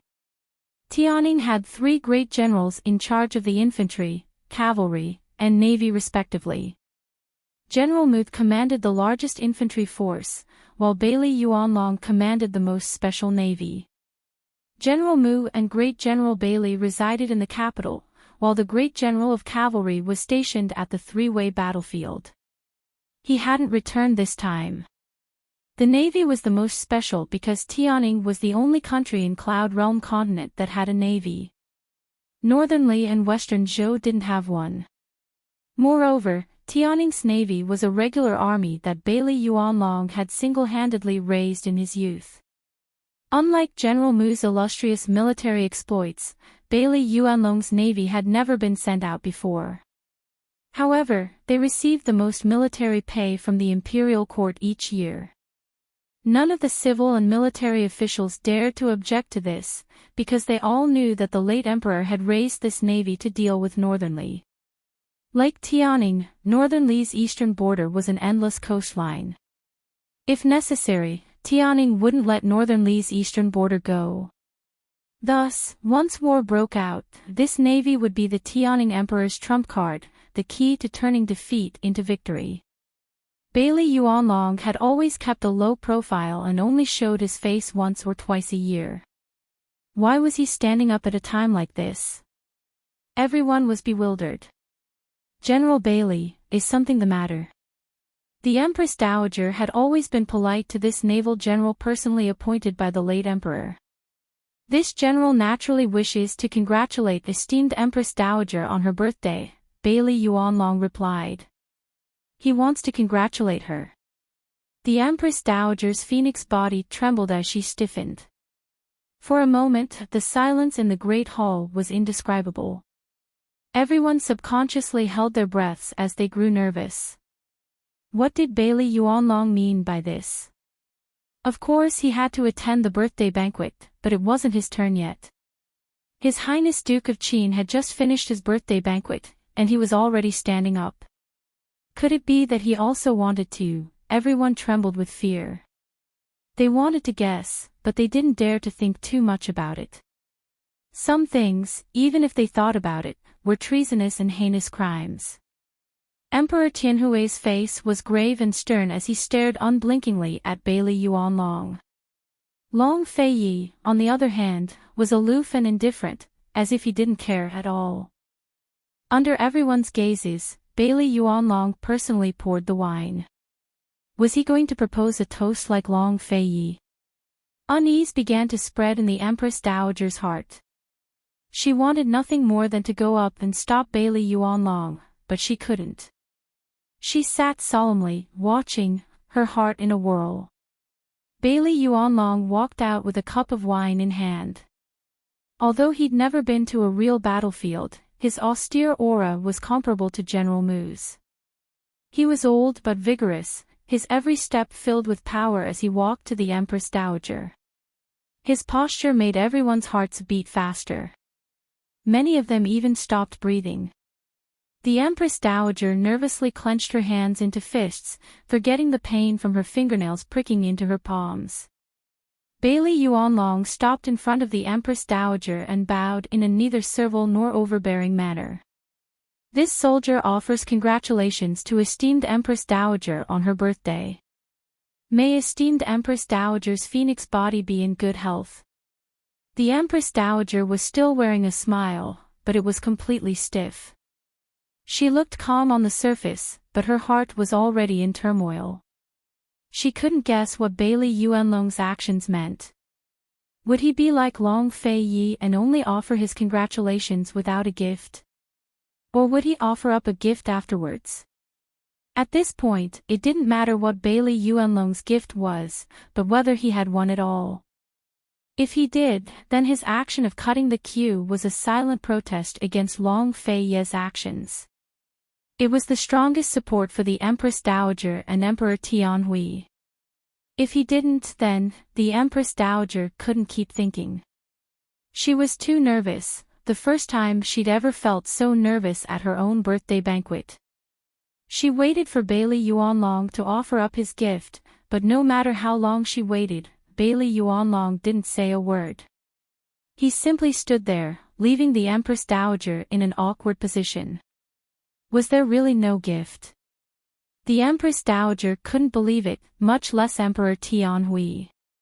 He coughed lightly to remind the Empress Dowager, who said, "General Bailey may dispense with the formalities." Was he going to dispense with the gifts after that? All eyes were on the scene, but Bailey Yuanlong simply returned to his seat behind Bailey Yuanlong, mirroring Long Fei Yi and Han Yunxi's actions. That's it. It's over.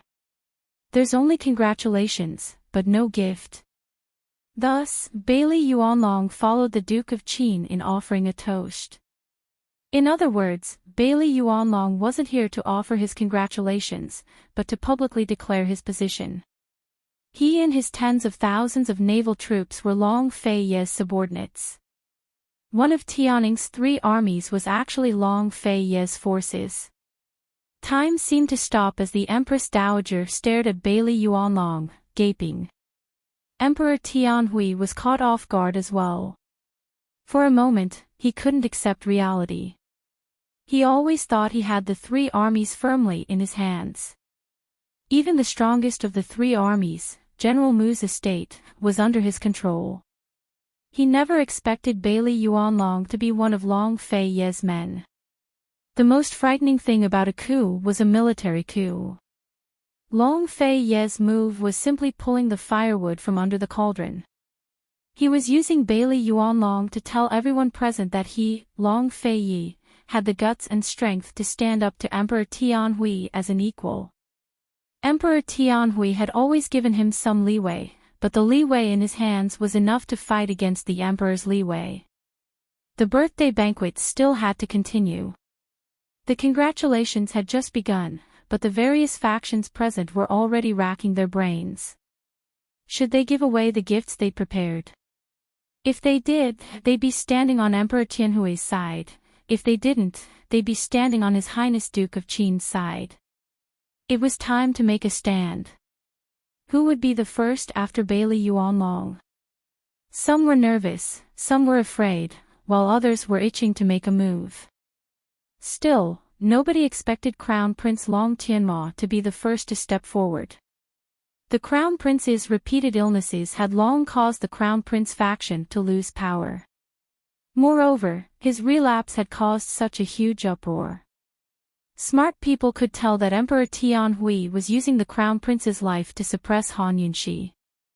Although he was the crown prince and had returned alive, he couldn't win the emperor's favor.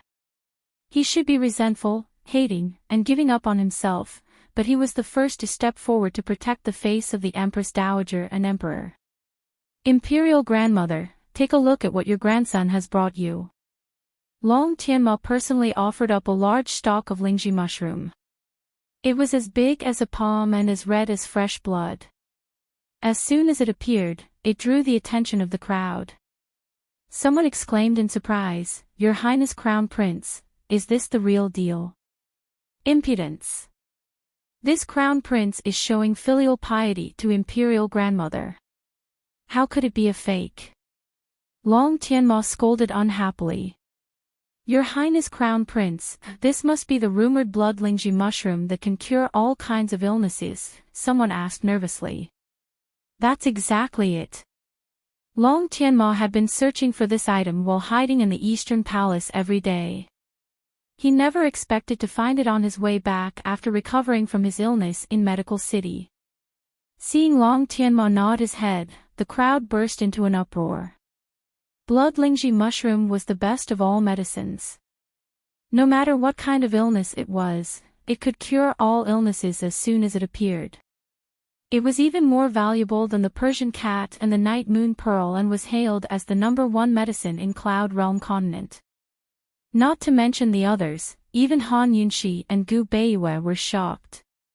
Some medicines only had 1 or 2 stalks, so they were gone once they were used up. All right. It wasn't just Han Yunxi. Even Lil Thing in her sleeve was beginning to stir. It didn't know what was going on outside, but it thought that the Imperial Palace was a great place. There were so many good things, so it had to make a trip here myself. With a single stalk of blood Lingji, Long Tianma had pulled back the stage for the birthday celebration. He presented the gift and said respectfully, Imperial Grandmother, this is a genuine blood Lingji mushroom. Your grandson wishes for Imperial Grandmother's longevity to be as long as the southern mountains and as deep as the eastern sea. Long Tianma didn't want to take it out at all. If possible, he'd prefer to remain neutral at the banquet, because he was still too weak to offend either his imperial father or imperial uncle Qin. However, in the end, whether it was his imperial father or imperial uncle Qin, in the face of this great opportunity, he had to stand up and express his intentions to his imperial father. Only by obtaining his imperial father's favor could he become stronger and have the power to seize the throne. In the struggle for imperial power, there was nothing more than endurance. Long Tianma's voice was like a great bell, echoing throughout the hall. Although his influence was far inferior to Bailey Yuanlong's, he'd at least turned the tables for Emperor Tianhui. The Empress Dowager was so moved that she couldn't speak, while Emperor Tianhui finally gave Long Tianma a look of appreciation. Seeing this, Long Feiyi didn't budge. It was obvious that he didn't think much of Long Tianma. Zhao Mamet secretly stepped forward and murmured, Esteemed Wang Fei, you're regretting it now, aren't you? Don't save him next time. He's just an abandoned pawn who doesn't know what's good for him. Han Yunxi smiled. Even Zhao Mama could tell that Long Tianma had been tricked by Emperor Tianhui in the relapse of his old ailment case. Although they stood on opposite sides, Han Yunxi didn't dislike Long Tianma. At the very least, he was the strongest of all her patients. No matter what happened, he'd never given up on himself. As for saving him, fine, she'd been forced to do so. There was nothing to regret. As soon as the crown prince appeared, one person followed closely behind him. That person was none other than the second imperial prince, Long Tianqing. He was the son of noble consort Xiao, the daughter of the prime minister of the left, Xiao Jingxin. As the crown prince's faction grew weaker by the day, the second imperial prince's faction grew stronger and stronger. There were even rumors that General Mu was part of the second imperial prince's faction. Naturally, the second imperial prince wasn't to be outdone by the crown prince's performance. But when he walked past Long Fei-yi and Han Yunxi, he actually snorted at them. His movements were so obvious that everyone in the hall saw it. Child, it was understandable that he was protecting the Empress Dowager and currying favor with the Emperor. But stepping on the Duke of Qin to curry favor with the Emperor was a huge mistake.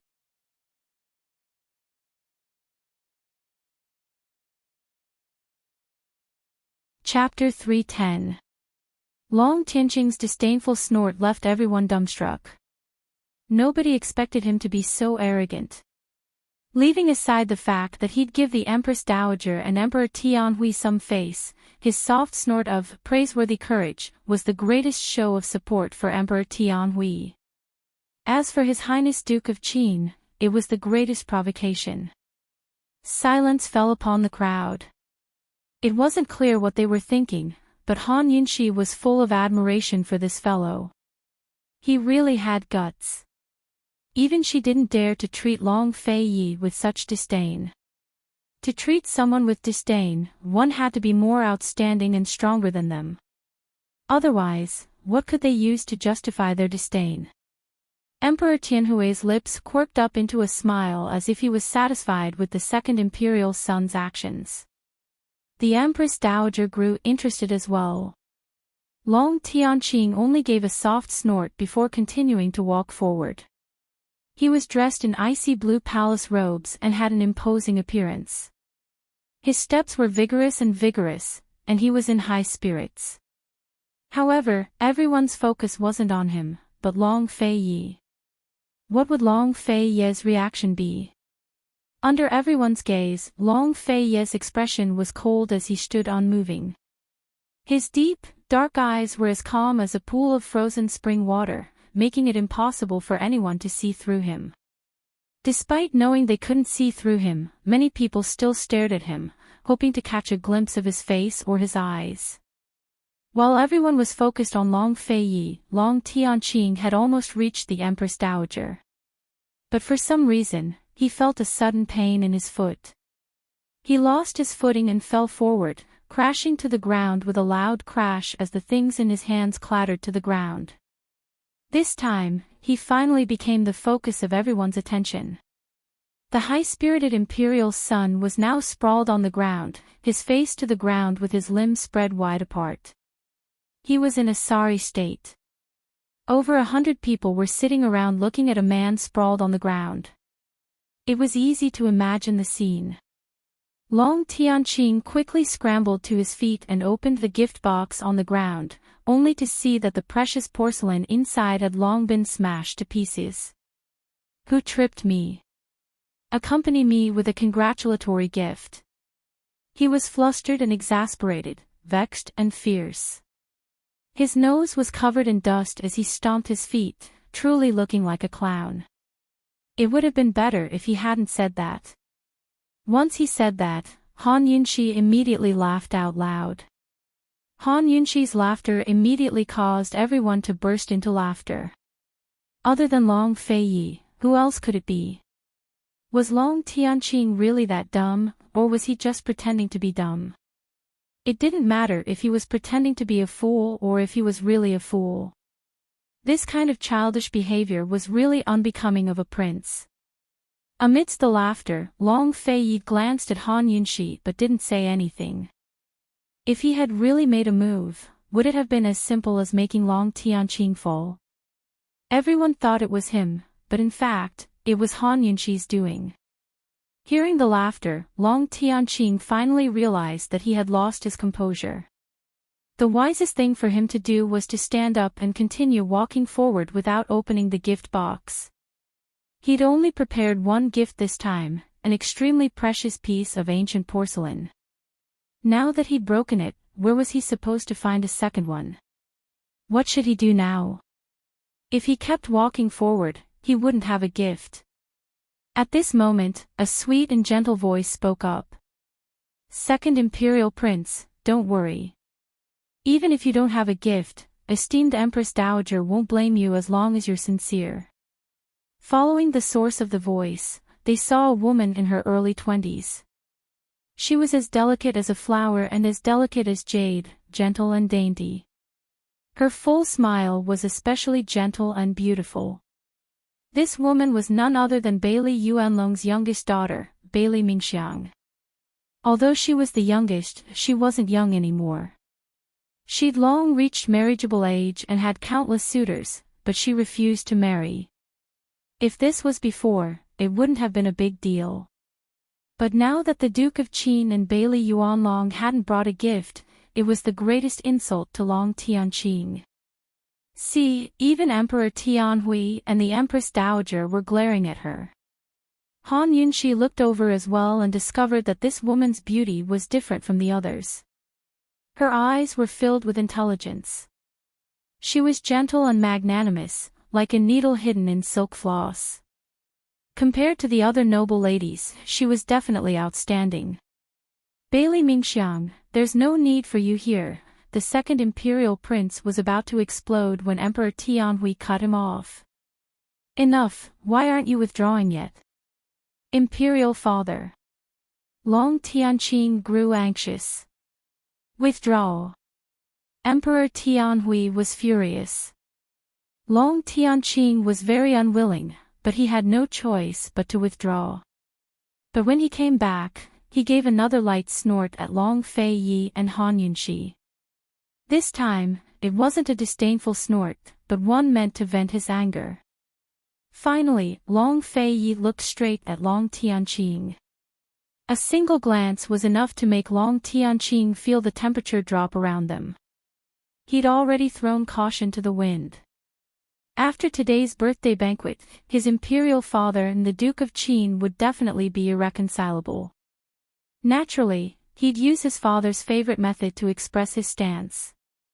But now that he saw the Duke of Qin's eyes, he began to regret his decision. Long Tianqing fled back to his seat. As soon as he sat down, the left Prime Minister, Xiao Jingxin, stood up and raised his cup to congratulate the Empress Dowager. This old official congratulates esteemed Empress Dowager on her birthday. May esteemed Empress Dowager's phoenix body be in good health. So speaking, he downed his cup of wine and sat back down without offering any gifts. His actions were so fast that everyone present, including the Empress Dowager and Emperor Tianhui, couldn't react in time. After all, this left Prime Minister Xiao Jingxin was the second imperial prince's maternal grandfather. How could he? He's actually one of His Highness Duke of Qin's men. That's too surprising. Soon enough, another official stood up and raised his cup to congratulate the Empress Dowager, but without any gifts. This official was the Minister of Revenue, Zhao Xiling, a well-known member of the Second Imperial Prince's faction. Afterwards, various high-ranking officials such as Grand Preceptor Li Shui, Junior Tutor Lin Baodong, and Grand Scholar Ouyang Ming all rose to their seats to offer their congratulations. The second imperial prince himself was flabbergasted, because these people were all in his faction as well. How could this be? Long Tianqing finally regretted his actions. He shouldn't have been so impulsive today. Without the support of these influential officials, how was he supposed to fight against the crown prince or the other imperial princes? How was he supposed to fight for the throne? By now, Emperor Tianhui's face had turned completely black. The power and connections in the hands of these influential officials and the departments they controlled were all very important, especially the left prime minister. This was not only a fatal blow to the second imperial prince, but also a great hindrance to him. Long Feiyi's actions were too ironic and humiliating. He glared at Long Feiyi, just as Long Feiyi happened to look back. The two brothers' silent contest left everyone in the hall silent, too nervous to even breathe loudly. But at this moment, people still stood up to offer their congratulations. Duke Jinghua, Marquis Pingbei, Luo City's Rong clan, Zhe City's Feng clan, and so on all stood in place to raise their cups of wine. Their gifts were clearly on the table, but they refused to take them out. Where did these people get the gall to provoke the imperial clan? Wasn't it all thanks to Long Feiyi? The Empress Dowager's face alternated between white and green, looking as ugly as it could be. She had clearly seen these people arrive with gifts, but none of them had presented a single one. She hadn't even heard much of their words of congratulations. A perfectly good birthday banquet had been ruined by Long Fei Yi. This was simply a coup d'état. Emperor Tianhui was so angry that his chest heaved. Although there were a few high-ranking officials who had stood up to oppose the Duke of Qin and presented gifts after gifts, there were still more influential officials on his and the Empress Dowager's side than Long Fei Yi's. But no amount of support could pacify his furious heart. That was because the imperial clan couldn't tolerate even the slightest provocation. But tonight, he'd counted a total of 27 influential officials who'd provoked him. This was his humiliation, but also Long Fei Yi's terrifying bargaining chip. Long Fei Yi had used facts to prove that he had the skills to oppose the imperial clan. The birthday banquet was still going on, but most of the people were still presenting gifts. But it didn't matter who gave what anymore. Emperor Tianhui stared at Long Fei Yi the entire time. He truly regretted that he hadn't exterminated Long Fei Yi when he was young. After all, he was almost 20 years old when his little brother was still in swaddling clothes. If he'd had the foresight back then, the late emperor wouldn't have granted him a special pardon. But Long Fei remained as steady as Mount Tai despite raising such a huge wave with one hand. His expression was stoic, like a high and lofty spectator who could see through each and every one of them. Currently, he was looking at General Mu with interest. General Mu had just retreated from presenting gifts to the Empress Dowager. His gift was a very ordinary one that didn't offend or curry favor. It was obvious that he was a neutral party. Han Yunqi sat quietly by Long Fei Yi's side. She finally realized that she'd underestimated Long Fei Yi's skills. Actually, he could have forced Emperor Tianhui to release Long Fei Yi even without her help when he was under house arrest. She'd even foolishly assumed that he'd set his sights on the medicine fan. How stupid of her. She stared at Long Fei Yi's chiseled profile and realized for the first time that she couldn't get enough of him. Just the side of his face was enough to make her heart pound. Finally, all of Tianning's nobles finished giving their congratulations. Now it was time for the foreign guests. The foreign guests who'd witnessed a smokeless battle were still in a daze. They'd all heard of Tianning's Duke of Qin's fame, but this was their first time witnessing his skills. He really wasn't to be trifled with. Chu Qingdi's gaze hadn't left Long Fei Yi since the beginning. Beneath her icy exterior was a heart that was about to burn. She'd always known that this man was as valiant and mighty as a god, but after witnessing his strength with her own eyes, she wanted nothing more than to prostrate herself at his feet. "Big bro, we shouldn't give gifts either, right?" she asked in a low voice. Big bro had been angry with her ever since he rescued her from the inn that day. He told her that she shouldn't have stirred up trouble in Tianning's capital city. She was full of grievances and simply refused to talk to him. But now she couldn't help but speak up. "That's not something we can decide," Chu Tianyin said indifferently. Chu Tianyin remarked mildly. Although he'd been stunned by Long Fei as well, his attention was still on Han Yunqi. His serious gaze seemed to be searching for something on Han Yunqi's body. At this moment, Mu Ling stood up from nearby. She had come as a representative of Medicine City. "You're tuning into the LoveLore Library YouTube channel. We're so grateful for your support, and don't forget to subscribe to join us on this incredible journey through captivating stories. Your generosity through donations truly makes a world of difference, as it's the primary source of revenue that allows me to expand and enhance this channel for you. Thank you from the bottom of my heart for being a part of this adventure."